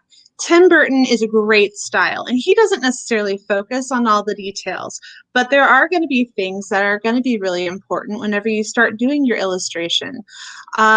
I spent, I think, with my first portfolio review, and mind you, my first was with Eric Basildua, also known as EBAS. He works for some very amazing. Thank you for pronouncing his last name. I've been pronouncing it wrong for like 100 years now. I may be pronouncing it wrong too. I don't know. Anyway, I just know that he's fabulous. And he spent 2 hours talking to me about what I wanted to do in comics and what I wanted to do as an illustrator and trying to get it honed in my brain. Because I literally was like, I just want to draw pretty pictures. Okay. Yeah, you don't want to get into that trap. Yeah. Really? I'm not happy just doing cover art, though that's something I'm finding a new passion for. I like doing the hard stuff. I like drawing an interior. I like drawing people, expressing themselves. Sometimes what you're going to need to focus on is a walk cycle. They're going to have to take a step, and you're going to have to make it look like they're walking into a room, or that they are shifting their stance, like looking uncomfortable, or that they're talking, or are they yelling because they're angry, or are they frazzled after, being awake for 20 hours and stressing about finals or something. Like, there's going to be some things that aesthetically, they're going to be nice, but they're also going to have to tell the story. So that would be my next challenge for you, is now that you have what they look like, now what do you want them doing? So sorry, I'm chuckling at Scott's comment in chat. Yeah. Thanks, Matt. Yeah, that's what Matt. One of the things, like, I don't know, when I started drawing, I'm a self-taught, pretty much. Like, I've been drawing since my mom said I was drawing before I could walk. So, one of the things when I actually started to try to actually do this is someone had told me, before you can draw characters that are deformed, you need to learn how to draw them. Like, you need to learn the anatomy. Yeah. So when you start pulling apart, you still need to know where the elbow is, and how tall, the body dimensions are right. Because whenever you start to actually do comics, and you need to learn visual storytelling, you need your characters to kind of look the same throughout the whole thing. So if you really don't know the anatomy well, you're not going to know where to position body parts when they're not straight on, so you got to learn that perspective and things like that. I mean, it's a progress. Like, I'm 46 years old and I'm still learning stuff every, day, how to do stuff. So you're never going to be finished. You're never going to know everything. Yeah. See there, she has just literal anatomical, right? Because you got to remember, this is my August. Yeah. I mean, because you can't, because you got to remember not to confuse style with foundation. Mm-hmm. So you have to have a foundation so you can put any style on top of it. Yeah. Yeah, because I am trying to teach myself now, like, the Americanized manga style, right, Joe Madureira stuff. Yeah. And so that's really, I have to stick to that foundation of the bodies, because now I'm trying to take in, over-exaggerated hands and over-exaggerated feet. And if I don't know the basics of how it's supposed to look originally, and you do it, it's just, it's not going to come out right. Not that you can really find these books very much, but the Wizard books on how to draw comics are. Or if you could just find the old Wizard magazines. Oh yeah, which you can actually find in the dollar bins and stuff. These are the best that I have found for showing how to draw anatomy, how to do storytelling, how to deconstruct something into simple shapes. Yep, because that's one thing I had to learn. Everything is a shape. There's 3 shapes. So, Jack Ham. I was about to grab mine too. Get that Jack Ham book up. Speaking of dollar bins, there's this really, really old book from the 80s, I think, that I stole from my mother's bookshelf because oh my god, I used to have that too. Jack Ham. Yeah. I have all his books. He has. Oh wait, that's what you were saying. Yeah, exactly. Yeah. See, Brian's it's a book. Yeah, it's I found mine in the 80s, but I think the actual, the original book was printed in the 50s or something. Yeah, Burn Hogarth is another one. These it's just get your hands on all of these types of art books. Yeah, the one that I always say, there's a big one out there also called Loomis, the Loomis method, which is another big one that everyone uses too. So what's funny is that a lot of those feel dated. Whenever I go to read them, I'm I just have to not look at it, but when you read the literature and then you apply what they're saying with the illustrations, all of a sudden it starts to click. But it's kind of, I don't know if you've ever read the book Sandman, but looking at it without literature, it can be off-putting because it's not what's currently in vogue as far as storytelling goes. But once you start marrying the literature with the art style, all of a sudden it blows your mind. And it is my favorite book. Come on. Oh yeah. I mean, anything. It is my favorite book. And what's funny is like I'll recommend it to you young whippersnappers. I think And they Veronica would upturn their really like nose. Sandman. That's like, Oh, I know. yeah. I already know. Okay.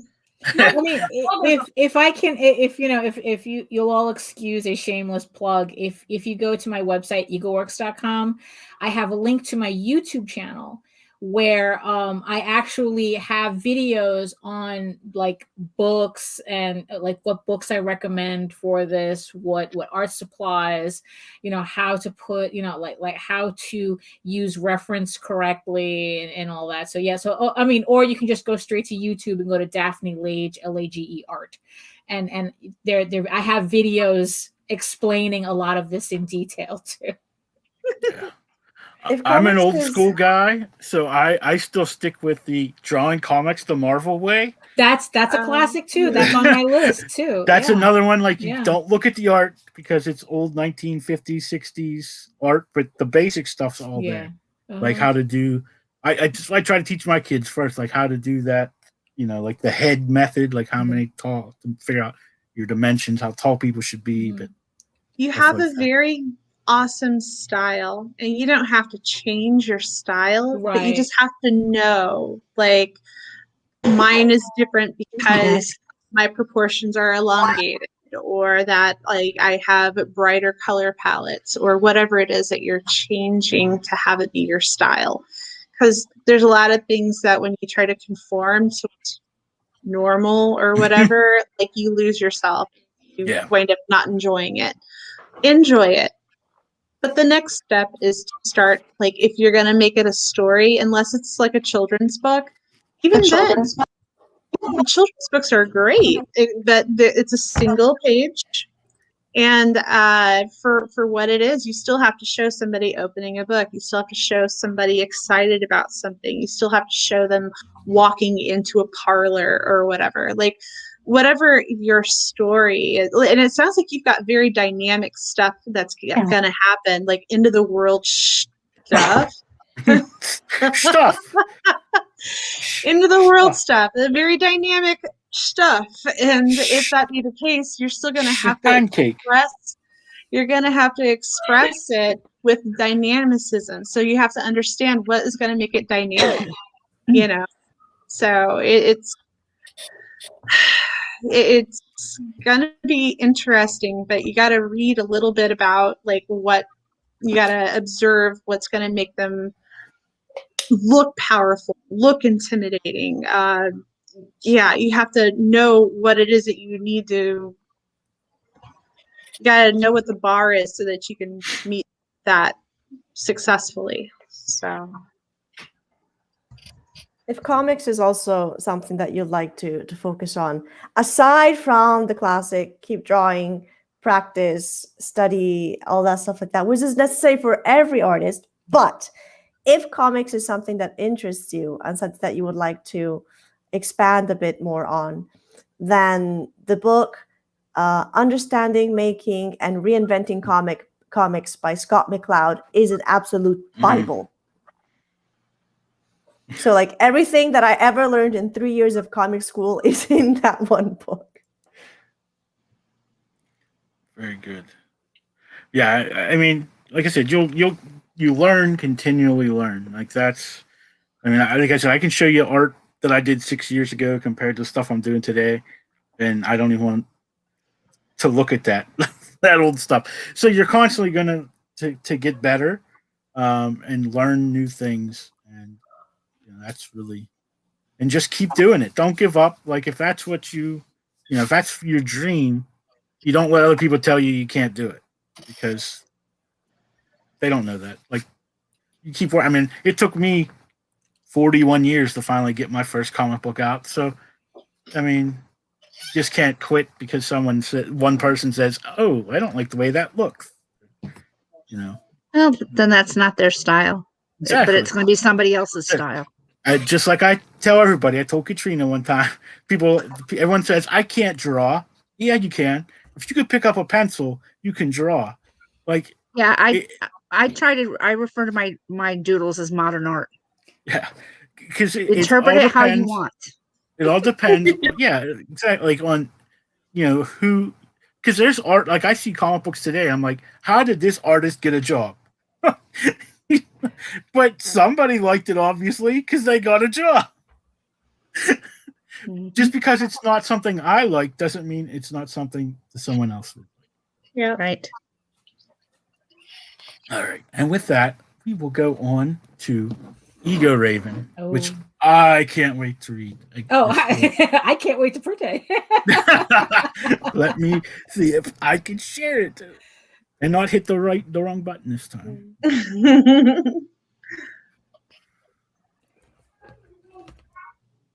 Oh, let's go. All right, there it is. All right. So, oh my goodness, funded in less than 3 hours. Yeah. It was amazing. A crazy first day. I did a launch party, and everyone kind of surprised me that day. My first campaign for issue 1 took 24 hours to fund, and then it needed all 30 days to reach what this campaign now has in 18 and still has 18 days left for. So Nice. Yeah, this second issue. Yeah, thank you. So this is my comic, Egoraven, Heir of the First Unicorn, and it's a medieval fantasy soap opera drama, completely created, written, and illustrated by myself, by me. Thank you. Right? And this is a multi-issue comic book series that I'm hoping doesn't last more than 15 issues, really. I mean, the script is done, and I'm hoping it doesn't last more than 15 issues. And I would say that it's more in the style of, the story is kind of in the style of like the Chronicles of Narnia and The Witcher. And the second issue, just like the first issue, they're both 32 pages, each in full color. And the story centers around Egoraven, who is a half unicorn, half human princess. You know, all of our half animals here today, and she lives in Edenron, which is a magical valley of elves and unicorns. And although she's a princess, she's not really accepted by the elves or by the unicorns. I mean, it's like they don't kind of know what to do with her, because she is a half-breed, and you know, kind of she straddles two worlds that, like I said, they don't know what to do with her. But the elfin royal family, because the elves in general in this valley, they depend on the unicorns to survive the world, because they've lost a lot of their magic. Because they like humans a little too much. And so the royal family decides that because Egoraven is half unicorn, that maybe if they arrange her marriage to the elf prince Rillian, that they would be able to bring magic back into their line. And you know, and strengthen the bond between them and the unicorns. But Rillian has different ideas about the whole thing, and he teams up with the dragon lords who they want the valley for themselves too. They feel that they have a birthright, just as strong of a birthright to this valley with its magical center as the unicorns do. So he teams up with them to overthrow his own ruling family, in the hopes that with the idea that he would be the next king. And he finds out very quickly that the dragons don't share. And in the middle of all this chaos, Egoraven and her uncle Amadeo are forced out of the valley into the outer kingdoms of men, where now all of a sudden these magical creatures are finding themselves having to maneuver themselves in a mortal landscape that they are not familiar with. So Egoraven finds herself in the second issue. The story continues with Egoraven and her unicorn uncle Amadeo, like I said, outside of the valley, and they're rescued by this horseman, Johar, and he hears their story, so he invites them to Dornham, which is where he lives. And he offers them, like room and board. And he goes, well, come to Dornham with me. And that's where they're introduced into this mortal world that kind of doesn't like the idea of these magical creatures coming in out of their valley. And I guess like subjecting themselves to everybody. So the story continues with Egoraven trying to figure out how she's going to get back her kingdom and return it, and fight the dragon lords and force them out. So it's like, so this is her. It's not like a Lord of the Rings type of adventure. It's like I said, it's more like Narnia and The Witcher, where it's a little bit more like a soap opera in just a fantasy setting rather than, running, jumping, skipping, climbing Mount Doom. So this is where I'm at right now. So this is the second issue. We have 19 days, I think 18 days to go on the campaign. And right now, all the stretch goals most of the stretch goals are unlocked. Now it's like we're gunning towards a final stretch goal where everybody gets a print at 3,500. So these are the pages, sample pages. Are we gonna reenact these two? No, we don't need to reenact them. No, we don't need to reenact them. Shucks. I've tried doing radio dramas of my stuff, but no, we don't need to do that here. Right? So these are like the first 6 pages of the issue, and like I said, it's like we're gunning towards unlocking this final print at 3,500. And also for everybody who missed the first campaign, there are catch-up levels on this campaign, so you can get issues 1 and 2 and a prequel that I wrote, which is an illustrated prose story, because I like to dabble in that as well, along with the comic book work. And it's a prequel telling the story of how Egoraven's parents met, because a unicorn girl just doesn't come out of nowhere. So so I literally start from the beginning. with the beginning. Yeah, exactly. Uh-huh. So that's where we're at right now, issue 2. One question I had, I don't know if it's mentioned in the first book, because I can't quite remember it. But obviously, Egoraven, she can transform. Morph. Yeah. Yes. Can the other unicorns transform too, or no? They kind of can. They just don't have a reason to. I mean, it's like I do kind of have, speaking of brain dumps, I do have a story where one of her unicorn cousins actually tries to do that, and kind of succeeds, but the spell doesn't last very long. But they just don't have a reason to do it. Because I was wondering, because I was like, is that a power that's just special to her because she's the way that she can do it? Yes, because it's like she can kind of like just do it. She can kind of switch between, but this is her main form. So she can transform into a human form. She can transform into a unicorn body, but she can't stay in them very long. Which is kind of the conflict that everybody has with her. It's like, well, how magical are you really? Like the elves are like the royal family. They're taking a really big chance, thinking that she has more magic than she might really have. So it's this whole thing where it's like you know, she does it like she's literally not magical enough for her own kingdom, but once she's out in the world of men, she's too magical for them.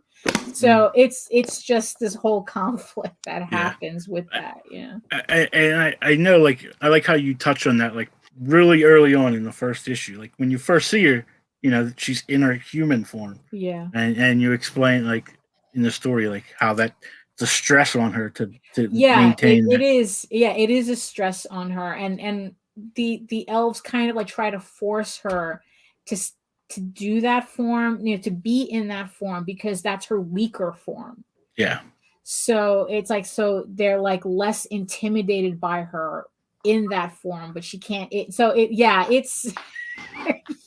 again, it's one of our stories. A lot. She gets harassed a lot. Again, it's one of these stories where someone's trying to force someone to be something that they're not. Right. Yeah, pretty much. Yeah, exactly. Yeah. Which is a theme that we have. Yeah, we have a theme going today. Yeah. No pressure. That's why we're saving the cat stories for last, yeah. so she can hurry up and make a story that fits in with everybody else. Right. That just reminds me, I have to write that one for you. Yeah. So I can add you to my little list here. Yeah. So these are all little mini reviews that I got from very kind people about my work. So thank you all. This person is Mary Bellamy. Mary Bellamy, yes. She's actually worked on My Little Pony. Yes. Yeah, actually, she did one of the variant covers that I have. If you scroll down, it's available as an add-on and on the levels. It's a variant cover by Mary Bellamy, who does My Little Pony for IDW. I think it's IDW, but yeah, because I figured it, because it's like it was just a funny concept. It's like, you know, I'm doing a book about unicorns. Of course, I'm going to get a My Little Pony artist to do a variant cover. Of course. Yeah. Nice. Yeah. So these are also the other variants that I have for issue 2, where you can get like a virgin cover that doesn't have any of the logos on it, so it's just the artwork. There's a silver cover that's just the line art. That's a sample right there. And then you can get a hollow foil, which I call the rainbow edition. So it's a hollow foil cover, looks really nice. So those are available also as levels. Nice. And I have them all available. And like I said, if you missed the first campaign, you can get the first issue and all its variants on this campaign as well. And then then I'm doing the sketch covers. Yeah, it's like if you love variant covers, you're gonna love this campaign. I have a lot of variant covers on this available. It seems to be a thing nowadays. Yeah, on Kickstarter, people seem to really like variant covers. Well, not just that though. And here's create. So this is the My Little Pony variant. And you can see that in her. Yeah. That's nice. I like that. And then if you get the entire set, you get an exclusive sticker with that. Ooh. Right. And then following certain trends, this was a piece that I did that I posted up to Facebook that got such a reaction to it. It's an homage to like the Lord Leighton, you know, it's like the pre-Raphaelite Brotherhood paintings from like the Victorian era. I think it was like 1830s or something. And so this was an homage to that style, and it got such a reaction on Facebook and Instagram when I posted it that I thought, you know, it's like, let me see what happens if I put it on if I do a variant cover with it. And people seem to like that one. So, yeah. That seems. It's the contortion of the body, like it's very striking. Yeah, it's sexy without showing the goods. Right. Yeah, exactly. It's very, romantic, and, Mhm. it's like, because, anybody could just do a nudie cover, Yeah. I have to Not at least everybody. Yeah. So yeah, I wanted to do something, very artistic with it. So yeah, I like it. yeah, You Yeah. did thank a you, very thank good you. job. Thank you. And so this is the prequel that I have. So yes, that you can get as a add-on to any of the levels. And then I have complete collections where in one shot you could just get all the books and Everything. all the Just get variants everything. and everything. Yeah. So yeah. So It's beautiful. thank you. Yeah. So yeah. So this set includes, right. So this is a backer goal that I'm working towards. My first issue broke all my backer records for all my campaigns. I've done like with all my books. I've done like maybe like 18 Kickstarters, more than that by now. So my first issue of Egoraven broke my backer record at 133. So I'm hoping, in the 18 days I can break 134, where I'll unlock where it will unlock a raffle for this original sketch cover that I did. It's a sketch cover mock-up, but it's still an original piece of artwork. Yeah. And so everybody who's all that 134 digital level or physical level will be able to get a chance to win that piece at 134. Nice. Now, are you going to, like, say you get 138 backers? Then everybody's in that raffle. All right. So it's not, because I've seen some like. Yeah. So if I wake up one day and I have 200 backers, that's 200 people in the raffle. So right. Yeah. Yeah, because I've seen other ones where like they cut off at like once we get. Oh no! It's like whatever number it is when I catch the campaign, that's the raffle. Right. Yeah. Right. So these are the stickers that we unlocked. So these are like the main characters that appear in the book. So I'm very happy to get these stickers. I was really looking forward to doing these stickers. I really like the dragons. Yeah. They're fun. They're fun. Dragons are very detailed. Yeah, Thank you. Like the dragons. Yeah. And then this is the print that everyone's going to get once we break 3,500. So. Is that the one you were doing on your live? on the live stream. Yes. So somebody already won the original. And it wasn't me. I was so upset. It's like the Wheel of Fortune. It never favors me. But everyone will get the print. So you still have a chance to get this print as long as we break 3,500. So 3,500. Yeah. All right. So, and you said you have 18 days left? Yeah, I think it said 18 days. 18 days left to go. So we need to double our backers. Yeah. In those 18, which is very doable because we figure. Let's see, what'd you do? 30 days, 31 days? Yeah, I did 30 days. Yeah. 30 days. Yeah, you can do that. I mean, heck, I got 100. I got, I think, 129 on mine. And So I believe that's very. But it's like we have, if my math is correct, like a little less than no, I don't know. It's like, okay, my math. Okay, I'm not doing math right now. Yeah. Never mind. I'm not doing the math. We just have to break 3,500. Yeah. Yeah. So it's like, yeah. Mm-hmm. Yeah, that'd be great. Yeah. All right. Let me come back here. I talk to myself a lot because if not, that's fine. I won't know what I'm doing. So. Yeah, that. I really enjoyed the first book. Thank you. More than I thought I was going to.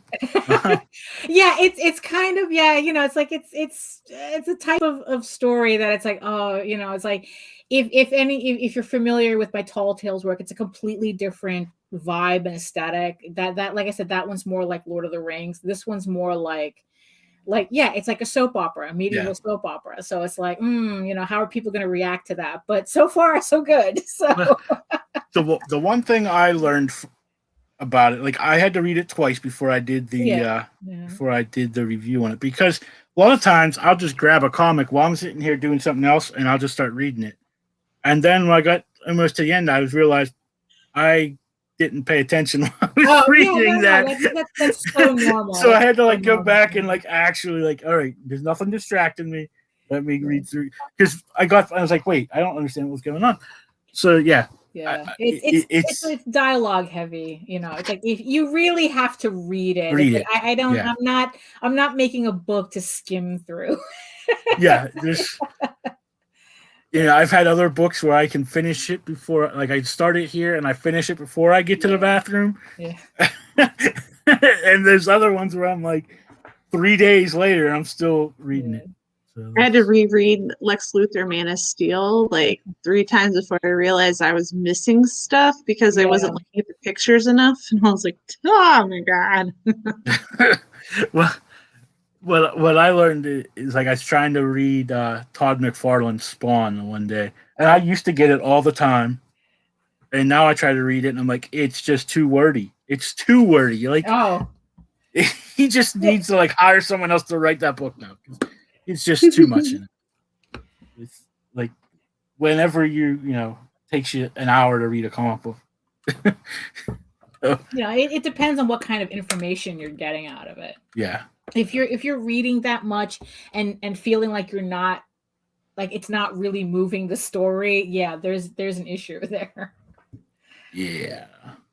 Yeah, it was but I enjoyed it. Like I said, I can't wait to read it because the end of the first book really got me. And I was thank you. Now I need to know what happened. Yeah, well, good. That's the point. Well, I hate that sometimes because, you know, with Kickstarters, you never know if you're going to get a second book. That was, to tell you the truth, that was a big issue for me because it's like, I didn't want people to think that this is a one-hit wonder. That's why in my first campaign, I literally I put in a graphic showing the 5 issues I have already done. Yeah. So it's like, look, it's like, so there's these issues coming. Issue 3, the campaign for issue 3 is scheduled for September. And then it's like issue 4 is scheduled for January. So, you know, I just want to make sure that everybody knows it's like, look, you know, I'm not going to disappear. Because that is a concern for Kickstarters, you know. Oh, yeah. Because I know I have plenty of them that I was like, oh, I can't wait to read the next issue. And it's 2 years later. I'm like, is there ever going to be a next issue? Right, yeah. Yeah. But then there's also some that I backed, and I'm still waiting for the first issue. But we're not going to. Yeah. But all right. We have one more book to talk about tonight. But I don't know, Katrina, did you get my question last time you were here? I don't remember. But anyway, I have a question I always ask all my guests. I don't know. What was the question? You're going to find out. If you could be a dinosaur, any dinosaur, what would it be? Man. And you can't give me the cop-out answer of a T-Rex because I would see that one didn't even occur to me. No, good. It shouldn't. I don't know a whole lot about dinosaurs. I'm not going to lie. Let me give you a 6-year-old. Velociraptors are my jam. See, I have a thing like towards like maybe chickens. Like more. That's part of it. That's part of it. Yeah. That's what they are. They were just chickens. Yeah. Little mean chickens. Pretty much. Yeah. I don't know. I like the idea of maybe more like the brontosaurus kind of thing. I don't know. They just seem laid back. Triceratopses are good too. They're just kind of the laid back of the dinosaurs. You know, I'll grab something to eat. You know, maybe wander over there. Yeah, when you're that big, you're just like, you know. All right. That is like a velociraptor, but except they're like 3 times smaller. They're very tiny. Oh, does Packham? Yeah, I know which ones you're talking about, and I don't remember them right now. They're tiny. They just like they all run together. They were like one of them, so I could be the most annoyingest dinosaur of the No, I've never heard anybody ever say, I want to be the most annoying dinosaur. And she's like, I want to be the most annoying dinosaur there ever was. No, what's funny is that they were, I know which dinosaur she's talking about, and they were actually pretty prominent in the first Jurassic Park book.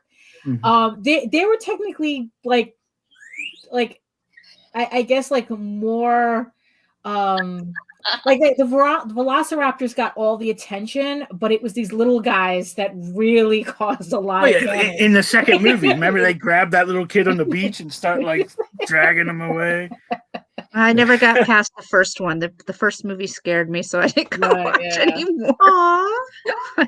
I really How have old like were you when that movie came out? Yeah, because I didn't see it when it first came out, so I was probably about 20 the first time I saw it. I'm completely The one and only time I saw it. Yeah. No, the movie. In my defense, I'm not good with any kind of movie that builds up like a scary suspense. It's just not my thing. And my ex-husband's like, you have to watch this movie. It's so good. So he puts it on our TV, turns out all the lights, and then promptly falls asleep. Ow. And leaves me to watch this movie. I'm like, It was so good, it made me suck. fall asleep. It was so good that you have to watch it in the dark. Yeah. But I'm going to take a nap. There might be reasons we're not together anymore. Oh, well. So, April, what dinosaur would you be? Okay, so I'm gonna go with the seafaring one, the Mosasaurus. Ooh, that's a new one. Oh yeah, we call it the spooky crocodile. Okay, so now I know. I know which one it is. It's ginormous. In fact, my daughter, she just had a birthday in April, and we wound up finding that on Amazon, and so now we have like this 2-foot long Mosasaurus that I'm like, yeah, this thing's badass. All right, Nia. What dinosaur would you be? I'm looking at dinosaurs on Google. Well, I'll give you some time. It didn't even occur to me to cheat. I always tell everybody if there was a meat-eating triceratops, that's what I would be, because I'm a meatitarian. And,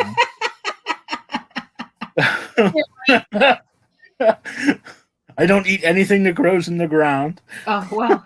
But the first that comes to mind is the one that goes yep. Oh, I can't remember what that is. I don't think Petrie. What is Petrie? Oh right. She's an Apatosaurus, and I think she's a Platosaurus. A platosaurus. Oh yeah. I don't remember her name. I just remember she goes yep. And she was very relatable. Ducky. Yes. She's a Pachyosaurus. It's something like that. Yeah. Yeah. I haven't seen those movies in a long It's been forever. Like, the pterodactyl is actually the second animal I want to be. See, that's the other one everyone always says, because they can fly. Yeah. Oh, what's the other one? There was two I'm scared of flying heights. ones. Pteranodon. Pteranodon, yeah. I knew there was two flying ones. Everyone always says a pterodactyl. Then there was another. Actually, I'd rather pick that animal because if an animal tries to, take me off and just try to, bite at my wing, I have the excuse to poop on them like a bird. Yeah, there you go. I want to be whatever kind of dinosaur Godzilla is. Oh, a nuclear one. There you go. Oh, the kaiju. Kaiju. Yeah. Yeah, I'm a huge nerd of kaiju. Oh, yeah. Like from Godzilla to old movies to Pacific Rim. Or was it Rim? I don't know. Pacific Rim. Rim. Pacific Yeah. Rim. Yeah, Pacific I Rim. just recently was on the Ultraman sketch card set. Yeah. Tell me about it. And I was like, what the hell is this? I had to actually research. Oh, you didn't even know That's what it. you were on. You're That's banned funny. from the show, April. That's funny. Was this Okay. I have never claimed to be cool. I just happen to fall into cool stuff, and this just happened to be one of them. So I learned a little, and I drawed it pretty, and I was really excited. She drawed it pretty. Pretty. I did, I gotta did. see it.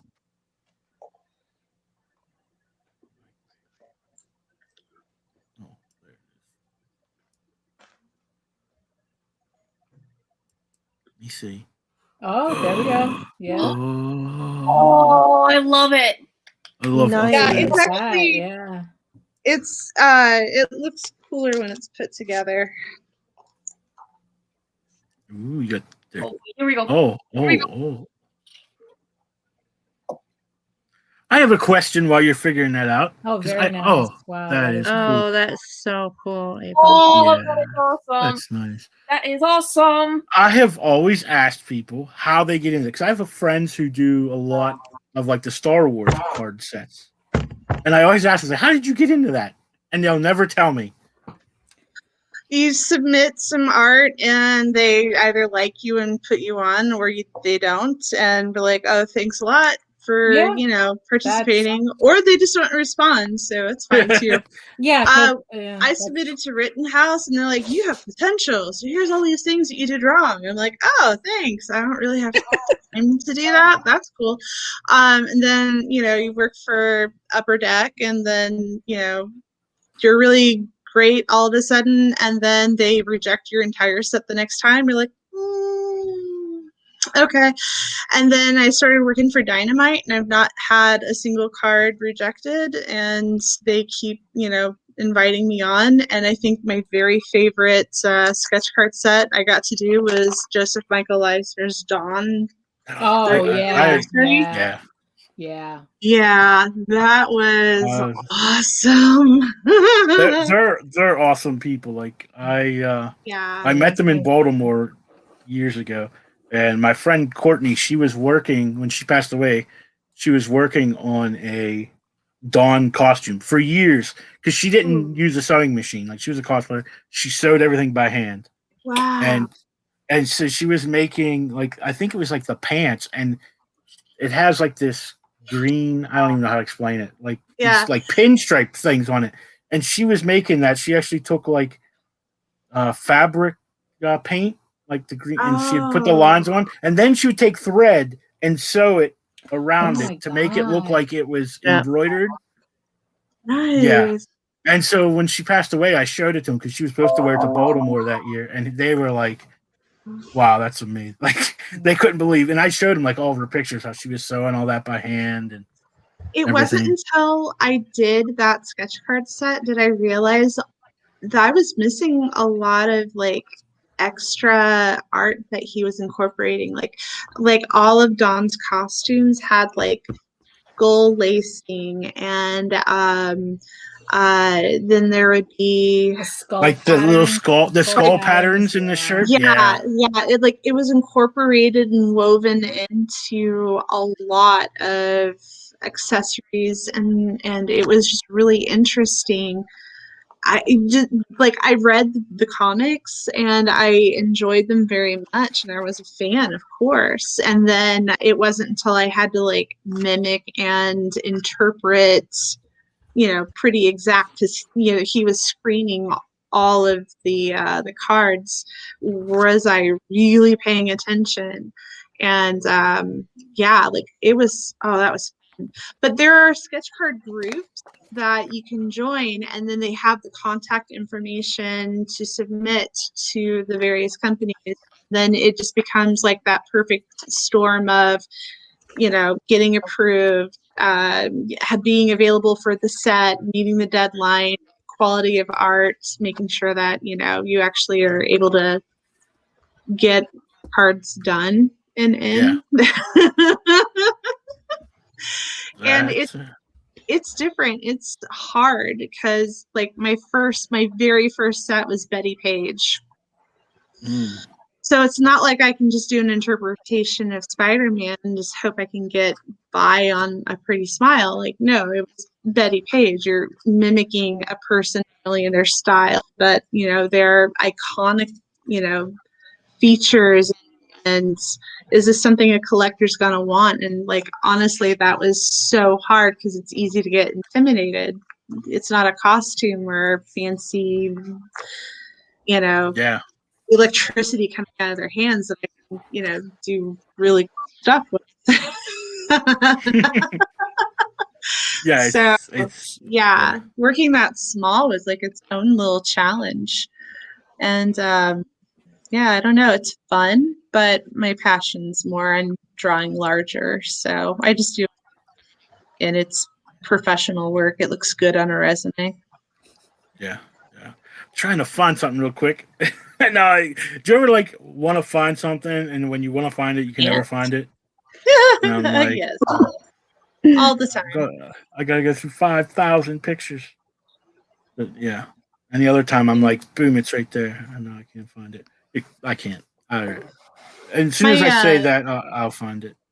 My friend Bianca Thompson has started creating her own sketch cards, the Artist Symbol Productions or something, and she's always looking for new talent. So she actually turned me on to Dynamite and actually suggests or encourages companies to reach out to some of her artists that she brings on. So sometimes it's just who you know, and she's a great person to know if anybody's looking. Oh, this part. Oh, here. I'll bring this up and I'll see if you can. I'm gonna. Okay, I'll take this brief moment in between one topic and another to thank you all for your you're welcome. Yeah, Katrina, I am checking out your Kickstarter right now, and I will look at it better tomorrow. Oh yeah, morning. I'm sure your eyes are probably crossing at this point. For her, it is tomorrow morning. Well, I had to put an alarm at 2:30 to come over. Oh wow! Okay. Yeah. So I'll go back to bed now. All right. Good night. Thank you for joining Good night, us. everyone. Good night. Bless her. She's in Italy or something, right? Yeah. She's from Italy. Yeah. Yep. All right. Yeah, I wanted to. It's like 5:20 in the morning there right now. Wow. Yeah. When she joined us, it was already 3 a.m. Oh, bless her heart. Yeah. She is committed. Yeah. I'm just going to show this really quick while we were talking about it. Nope, that's not what I wanted. See, I'll figure this out eventually. I need that. I was like sharing us to. Hello, everybody. That's the costume she was working on. Oh, that's amazing. Wow. Yeah. Ooh, how much? How much? That's all hand sewn. Like I think she bought like maybe like the jacket outer part at a Goodwill store and then altered it. Like that's pretty much what she did all the time. So it was all like hand done. And like that teal color, I don't know if you can see it. It's like the skull lace material. Wow. So it's like, it was amazing. Like in the bottom pictures, like those pants, she was making that embroidered things on it. And it's just, I'll give you a video. It's amazing. Yeah. Where it is. There we go. All right. So now it's back to us. And we're going to talk about some kitty cats. All right. It's windy. So look at James surrounded by pretty ladies. Hey, Wendy. I'm missing a lot of stuff here. Everyone's talking in the other chat and I don't see any of it. Okay. Let me see if I can do this again. If there's something really important, just say it again. I don't know what is sleep. What's sleep? Come on. When you're an artist, you never sleep. That's when you get your best work done in the middle of the night. Come on. Ollie, time. when my ideas pop up, it's like at 3 or 4 in the morning. Right when you start falling asleep, you're like, oh, I need to write that down. Yeah, I know. I should already had this because like we've been here before. Yay! Yeah. With the cat butts. All the cat With the cat butt. all the cat butts. All right. So where are we at now? Let me see. We are at 1,199. We funded last night, 2 nights ago. It's starting to blur together, guys. Yeah. We're 2 weeks in. It's starting to blur together. That means I get my cat stories.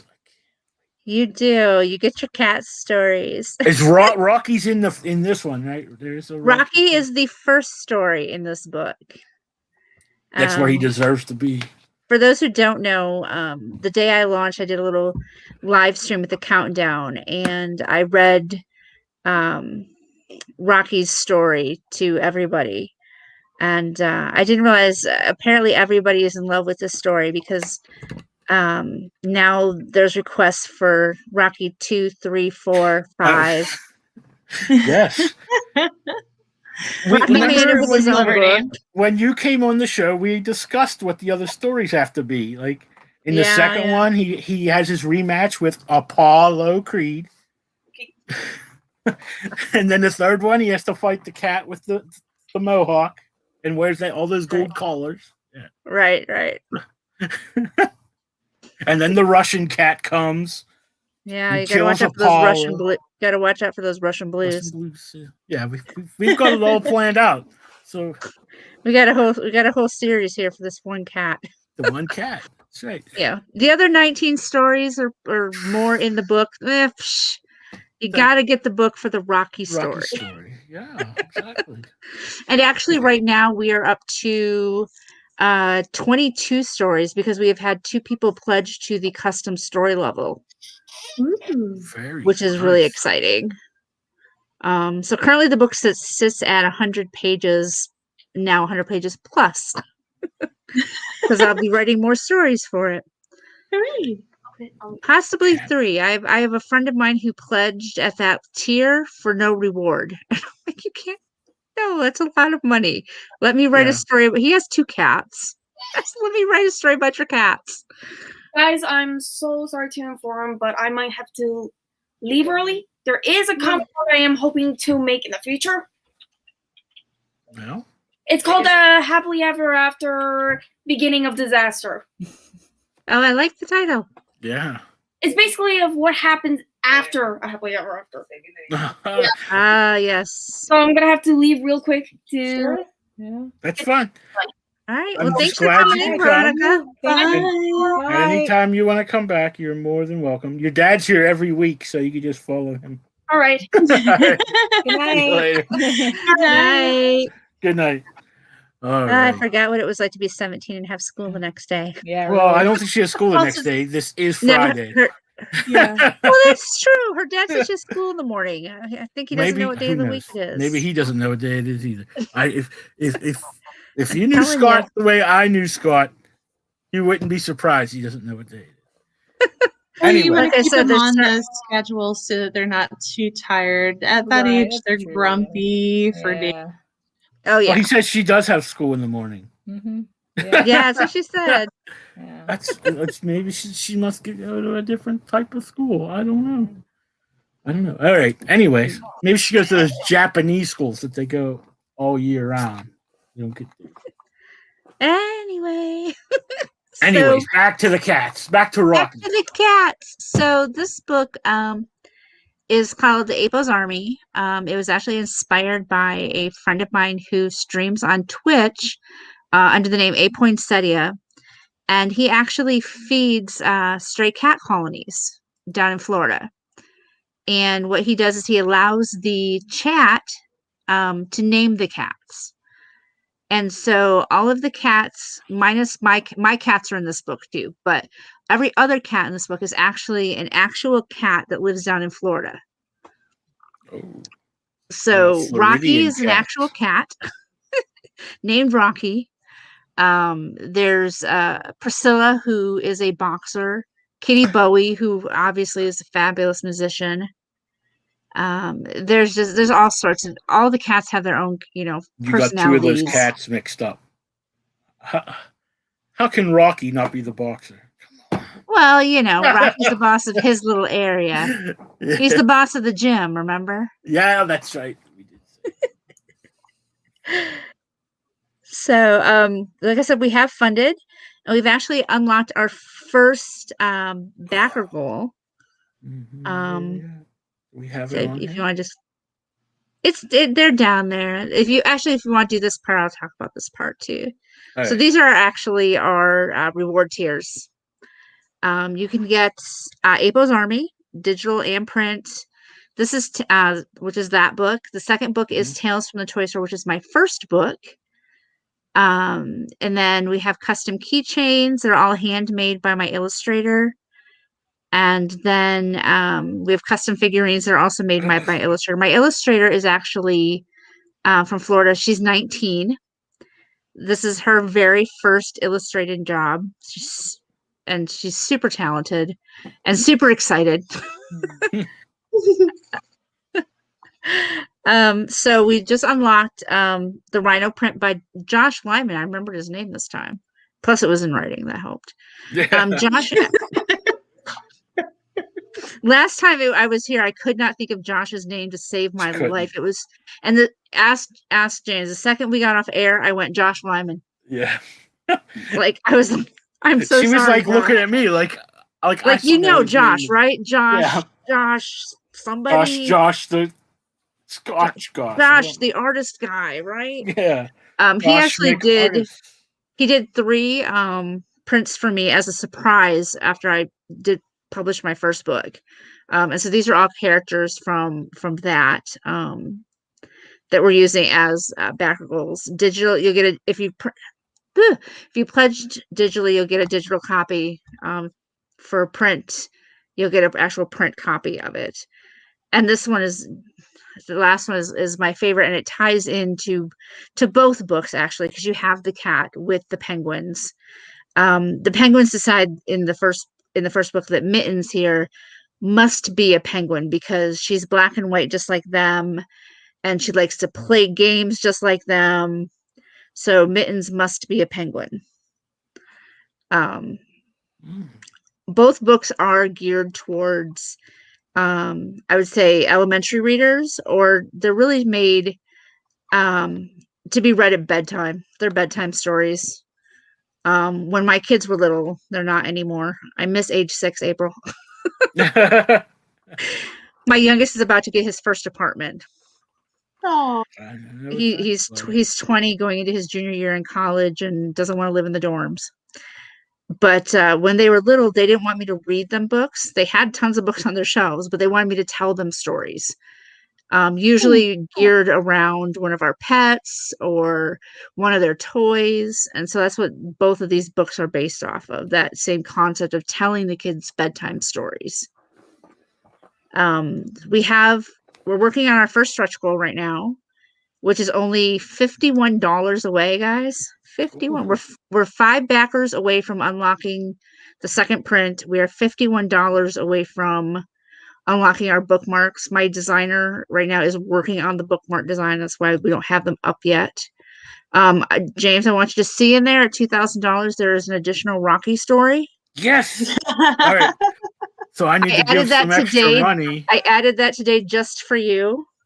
Because you wanted me to get us over $2,000 up my pledge. And I have joked, if you notice that there's a $3,000 chair, which is actually a character tattoo, which I said as a joke, and people are like, you should really do that. And I said, okay, why not? Because you're like, I'm never going to make $3,000. Well, that was my thoughts. I'm like, $3,000. No, this is my first campaign. There's no way it's going to do that well. And then we've got 16 days left. I'm going, maybe I should be contacting my artist. I don't know. So where are we at? How close? We're only like $1,000 or a little over 2,000, less than 2,000. Yeah, just under $1,800. Yeah. Let me just put that on my bank account right now. Right. I had somebody say, let me let my credit card payment clear, and then I'll pledge to yours. And I went, oh, it's your finances. I'm not going to argue. Yeah. But I suppose if you have a large enough credit line, you just really want to, meet. I've actually said I would live stream it too. That I'll get it like on my inner arm or someplace where I could live stream. we were on a stream. I don't remember what it was, but I remember Jerome and Travis and all them were on there, and we were saying that once Cthulhu invades Wonderland, Oh. Are the one stretch goal. Like if we get more than whatever than Oz got, I'm supposed to get the Cthulhu Invades Wonderland tattooed onto my prosthetic leg. The things we agree to, guys. And we weren't even drinking that night, so I don't know what's going on. It just sounded good. Why not? So yeah, these are our current stretch goals. Like I said, Eric Cockrell, who is my cover artist, which some of you guys may know, he is designing the bookmarks. I told him he could put a cat butt on the back, and so he's like, I'm in. It's all about the cat butt on the back of the book. Yeah. Well, that was the first thing I noticed when I opened. Yeah. People like said it. Seriously, you have like a cat butt on the back of your book. I'm like, yes, I do. Yeah. I love this cover. This is actually based on a screenshot that I took during one of the Twitch streams of a bunch of the cats just jumping Eating. into the food there. Mhm. He goes out 4 or 5 days a week. And rain, shine. He only streams if the weather's nice. But he's in his early 20s, working full time, going to college, and doing this on the side. So it's pretty fun. And I said, "Do you mind if I steal your name for the title of the book?" And he was like, "Seriously?" Yep. And we've joked. His girlfriend, who is my illustrator, she goes by Cobalt Castaway, and so I've joked the next book will be Cobalt Castaways. And we'll see. They're already asking which cats I'm going to write about next. So I said, can I get through this book, and then I've got the next Toy Store book half written, guys. one project at a time. But I know me. What kind of creator are you? I say no. I was to say I know me. Within a couple of weeks, I'll be writing a cat name list. Yeah, I'll start prepping for it, whether it's time to do it or not. I'll do it. But yeah, we're only 5 backers from unlocking the second print and $51 away from unlocking the bookmarks. So we're at the part that's really exciting now. Like guys, the more you pledge, the more goodies I can give you. Yes. Let me give you stuff. I love goodies. Let me give you stuff. It's exciting. Goodies are great. I have a whole stack of goodies over here from all the things I back because, what am I going to do with 5,000 stickers that I have? Yeah. I used to put them on the back of my laptop lid. Yeah. I have debated that, but then I was like, and then I get rid of the laptop, and then don't have I know, and then I switched laptops, and I'm like, oh, now I miss some of these stickers that I can't get replacements of. Yeah.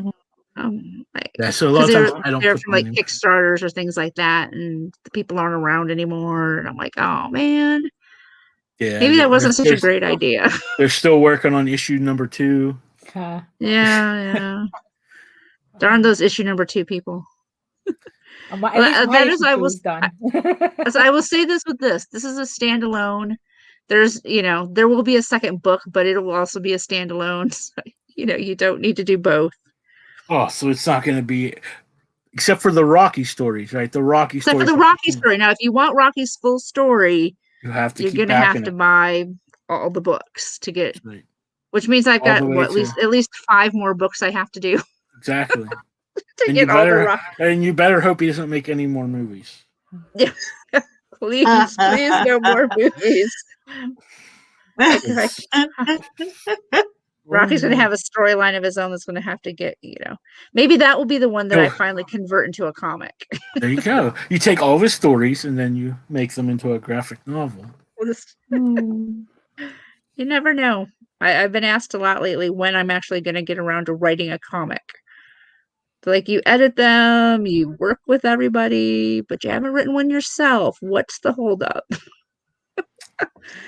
Well, there's a lot to consider with that, though. I mean, it's not just like what's gonna be interesting for a public forum, but then you also like write sometimes to match to the artist or to play to Right. their strengths, and then you know, just I don't know how long it's going to be because like I'm you know, it's listening. like Sorry, building a I'm pretty band. sure my cat just stole my loaf of bread off the counter. Oh no. That's not a naughty baby. I dubbed him the bread bandit. Bread muffins. He's just obsessed. I He likes actually woke up. carbs. I woke up one morning to half a loaf of bread in the wrapper and everything, just in the middle of my bed, like Interesting. lying next to my knee. Like he took it off the counter, hauled it all the way up the stairs, up onto the bed, and like just left it there for me. I was like, dude, I He was get it, sending but you I a message. Right? Yeah. You know, just like in Godfather, how they leave the horses. leave the horse. I was thinking more about like how they say, you know, that like cats will bring you like gifts of like mice and things like that as a to show that you're part of their pack. Yeah. I'm like, that's great. I'm glad it's not a rat or a mouse or anything really nasty, but dude, I'm Hurts my totally bird. capable of making my own sandwich in the kitchen. Yeah, right. You don't need to bring it to me in bed. It's really not necessary. He was bringing you Not breakfast my in bed. cats. Not that we have our cats anymore because you know they've crossed the rainbow bridge. But Evil would give you full on eye contact and knock it the fuck off the countertop. I'm just like, don't do that, and he'd be like, oh, and Watch it again. knock something else off too. And I'm just like, dude. And then when he got really angry, he was declawed and up front, but he still had his back claws. He'd come over to the couch, he'd lay down, full on eye contact, and then kick with his back claws, and he just tried to shred my couch. I'm like, what did we do to you? anything. Like, yeah, it was. Yeah, I've Man, got one that he'll start to do something, and I just say his name, and he lays down and just looks at me like, I don't know what you're yelling about. I wasn't doing anything. I'm like, Mm-hmm. right, yeah, I'm the moron here. So, sorry for falsely accusing you. Totally. Well, that's like I posted on, you know, I've been posting different things for the Kickstarter on Facebook and social media, and I actually said that the other day. I said, look, I've always been a cat lady. I'll leave the crazy part up to your discretion. What do you think? But you know, but one of the fun things I've been doing is I've been going to Instagram, and again, the link thing drives me crazy. But I've been taking actual pictures of the real cats and using them as like a daily Instagram thing, telling like little bits about them, and That's cool. and then when it shares Yeah. to Facebook, then in the comments I drop the link.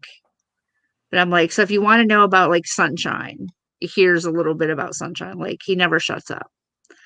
He's the chattiest cat you've ever seen. He comes running as soon as Robert pulls in and opens his car door. The cat is there, like just chatting away.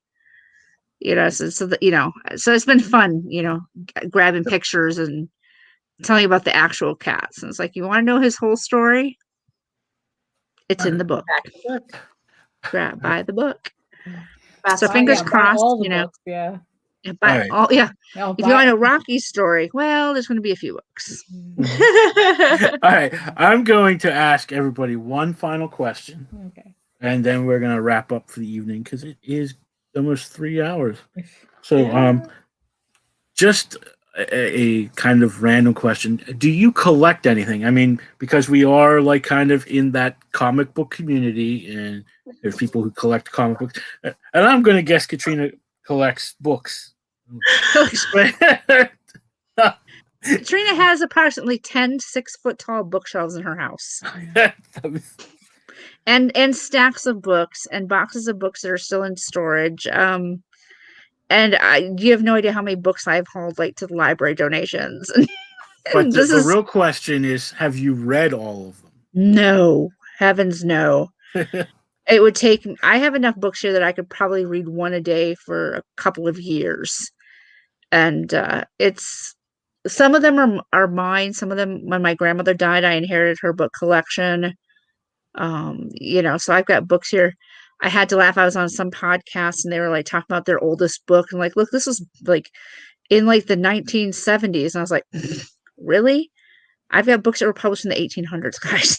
Yeah. You know, Oh. I there's a few around here that are well over 100 years old.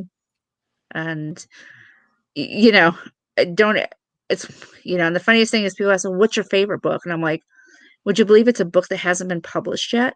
Yeah, that's what you said last time. But hey, I'm super excited, not to pimp somebody else's Kickstarter, but Russell Nolte is finally bringing that book series to Kickstarter. I think it's June 2nd. So finally, soon I can start talking about this stupid book series that I've been in love with for like 2 years. For 2 years, I've had to be pretty quiet because I can't give anything away about it, guys, other than it's gonna be one of my favorite book series of all times. And he thinks I'm joking. I'm like, no, dude, seriously, I'm in love with this book series. So I'm excited that he's finally bringing it to Kickstarter. It's finally going to be published. All right. How about you, Daphne? Do you have? I collect. The only thing that I can say that I collect is Rocket Raccoon tchotchkes. Rocket Raccoon, yeah, Rocket Raccoon was one of these books that really got me doing comics back in the 80s. Found it in the supermarket, the original Mike Mignola series, a 4-parter. And it was between that and ElfQuest. But Rocket Raccoon, you know, is my boy. And pretty much I waited 35 years for merchandise. Yeah. Until he became part of this other movie. Right, yeah, thing. Exactly. And mind you, that other thing. Yeah, and mind you, I hate the movie. But you know, I mean, I pretty much have, you know, I have a shelf here, a shelf and a half of and even stuff upstairs that's just Rocket Raccoon. So whenever I find a Rocket Raccoon, but the thing is, though, it's gotten to a point where it has to be a very specific. He has to have a sweet face. You know, it's like sometimes you know, not the angry face all the time. He has to have a sweet face. So at least that forces me to limit the collection a bit. So what you're saying is the movie was like a necessary evil. So yeah, pretty much. Yeah. Yeah. And April had to completely move where she was at. So April took us on a tour to show us her collection. Yeah.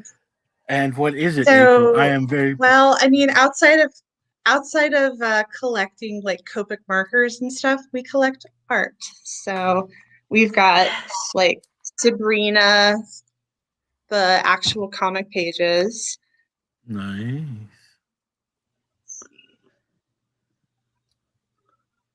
We've got like comic art. That's cool. See, I'm an artist and I don't even have stuff like that. Like, Oh my god! I don't have it stacked there anymore. We've got like Joe Weems, Michael Turner. I had to go to start going to one's Phoenix, mine. April, because I kept bringing back art. Yeah, I know. Lady Death and Evil Ernie.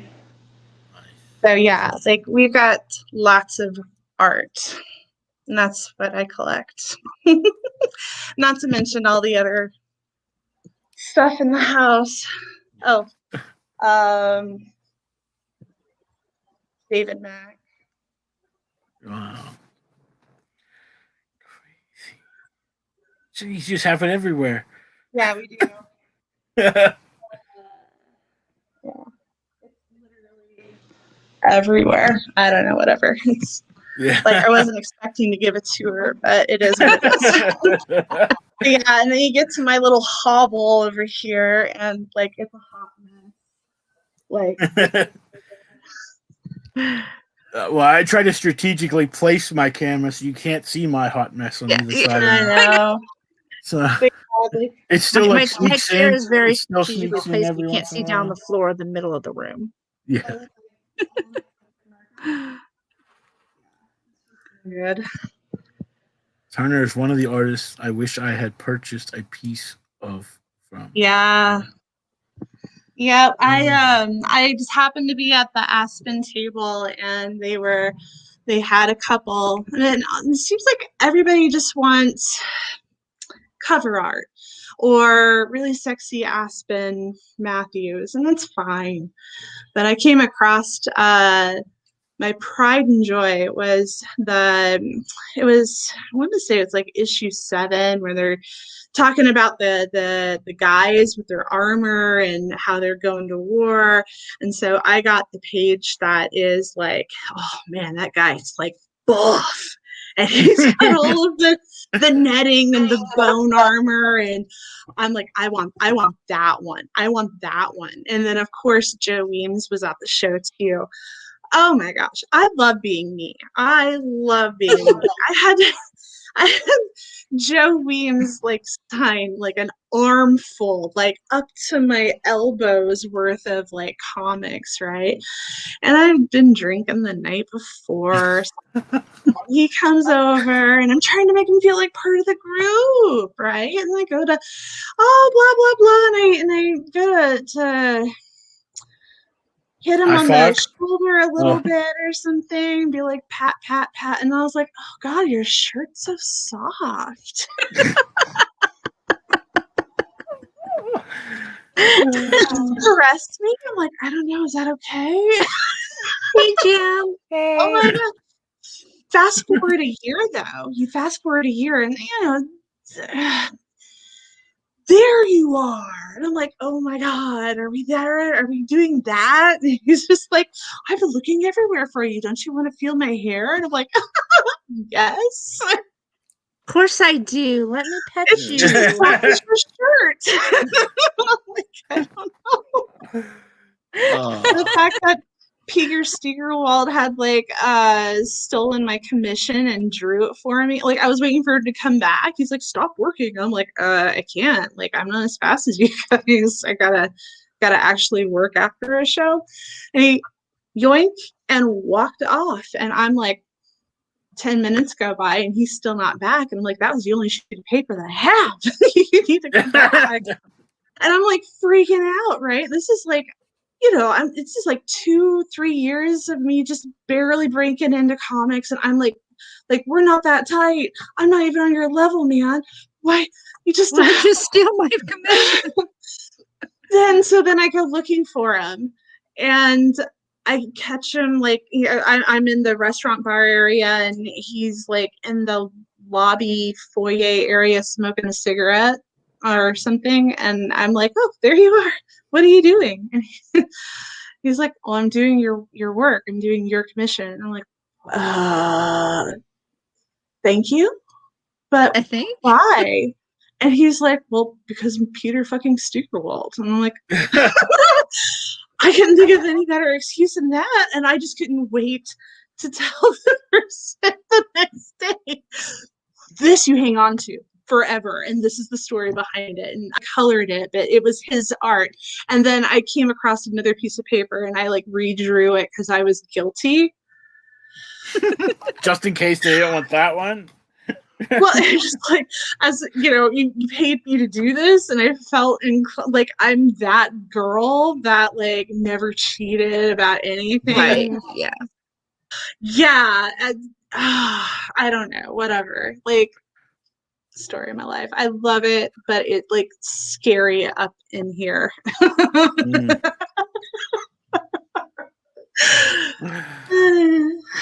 Totally feel that. Totally feel that. Well, with that, I don't know. With my collection, it has changed. I started collecting action, and I still do. I collect too much crap. I have action figures everywhere. But probably in the last 2 years, most of my collection has focused on Scarlet Witch, which I don't know if I can turn this and not show all my trash. But if you look up on that shelf, well, not the Transformers, but this shelf up here, that's all Scarlet Witch stuff that I've got in the last 2 years. Because that was my friend Courtney's favorite thing in the world. And that's what I used to buy her all the time for her birthday and Christmas and whatever. And when she passed away 2 years ago, I decided I'm not going to stop buying it for her. Except for now, I just put it up there. So now I tell everyone I need to get another shelf because that is kind of full. When I got that pop today, I was like, I don't know where I'm going to put it. So I just, for now, it's going right there in the front until I can figure out a way to Oh, I've just decided I just need a whole other house. So There you that go. would be I have nice. run out of room for art. When I used to go to like Phoenix Comic Con, which is where I know April from, I used to bring back so much art and stuff with me, and I've got stacks that are framed and not hung because I have nowhere to hang it. Some of the stuff that's on the wall is got 2 or 3 pieces behind it in the frame. Yeah. Just rotate them out. It's like a museum. I curate it every once in a while, and it's insane. I just don't, Oh well. Yeah. nobody famous, but some of my I got like I've got one of Ross Dema's original. Oh, what was the one he did with the Schrodinger's cat and and Pavlov's dog? He used to do a little comic strip with it, and I've got an original. I've got an original from that he.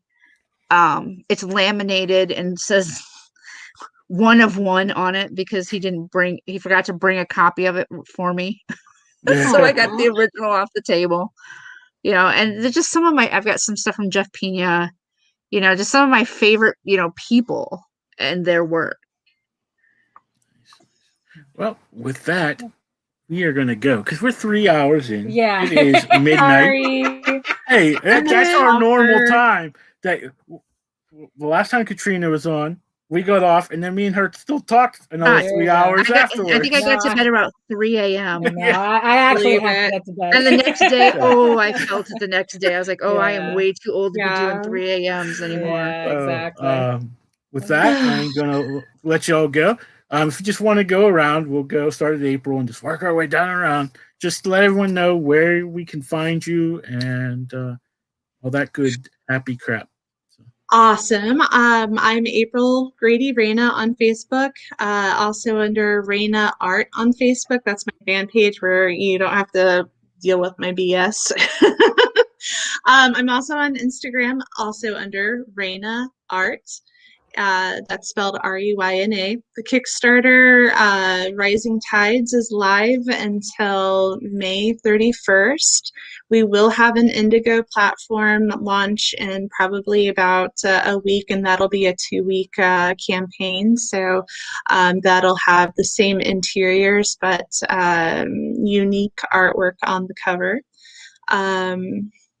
Yeah, thank you so much for having us. I had a really good time. I'm so sorry it's so late.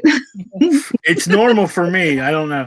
But yeah, I tell everyone, you're welcome to come back anytime. You don't have to be promoting anything. We just like to hang out and have some fun. So Love it. thanks for stopping in. Night. Thank you. Good night. Good night. All right, Daphne. You can find pretty much all of my stuff at my main portfolio site at egoworks.com. You can find all my social media links. I mostly hang out on Facebook. That's where you can see me post up sketches and work in progress and stuff. So you can check me out there. You could also read the first 5 issues of Egoraven, Air the First Unicorn, for free at EgoWorks in its original black and white format.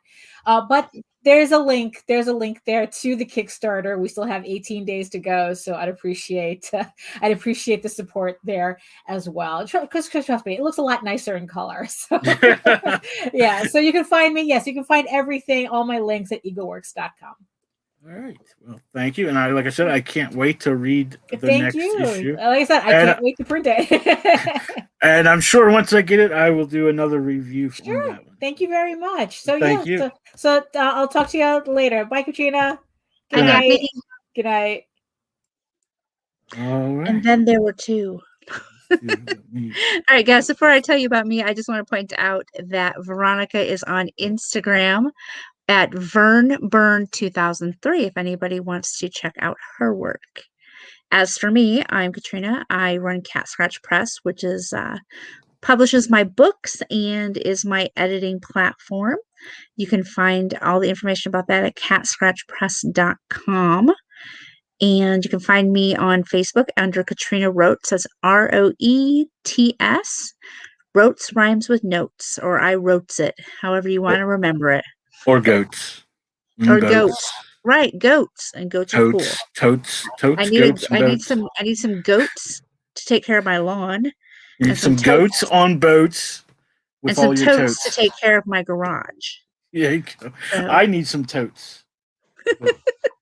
That's besides the point. you guys, you can find me on Instagram under at Life with Katie. And yeah, my Kickstarter runs until May 31st at 1 p.m. Eastern. If you guys want to see me get that tattoo, we need to get some work. If you want the extra Rocky story, or as Russell was pointing out earlier, something about me getting another cat at $10,000. So if you guys want to see any of those things happen, and guys, if I get a new kitten, there'll be pictures. So if you like cat photos, keep pledging. That's all I can say about that. And I will see you guys later. All right. Good night. Thank you for stopping by. Well, thank everyone for coming, for participating here in our first ever ladies' night. Think it was a huge success. I want to thank Veronica, who had to leave earlier, Veronica Stewart, and as Katrina said, you can follow her on Instagram at VernBurn2003. That's VERNBURN 2003. And also, I want to thank Daisy for stopping by and her book that is on Indiegogo right now, Sunrise Blossom Volume 1. Go ahead and check that out. All of those awesome projects will be in the links down below or somewhere. So go ahead and check out those awesome projects. I had lots of fun tonight. And I hope you guys did too. So next week, I have another full show. I don't know. Maybe next week should be guys' night. I don't know. But anyways, I can't read. So we have 4 guests on next week. One of which is Ben Gordon, returning after injuring his knee prior to the show a few weeks ago. He's finally going to be on, talk about his project. And we also have a couple other guys. I can't see it. Specs, Thompson, Vera Sam. I'm telling you, I can't read. My eyes are just, and my writing. If you can see my writing, it's terrible. These are the people that are on next week. So be sure to come back and check that out. But had lots of fun, and so get out there, back some awesome creators, read some comics, and just have a good weekend and have some fun. And good night.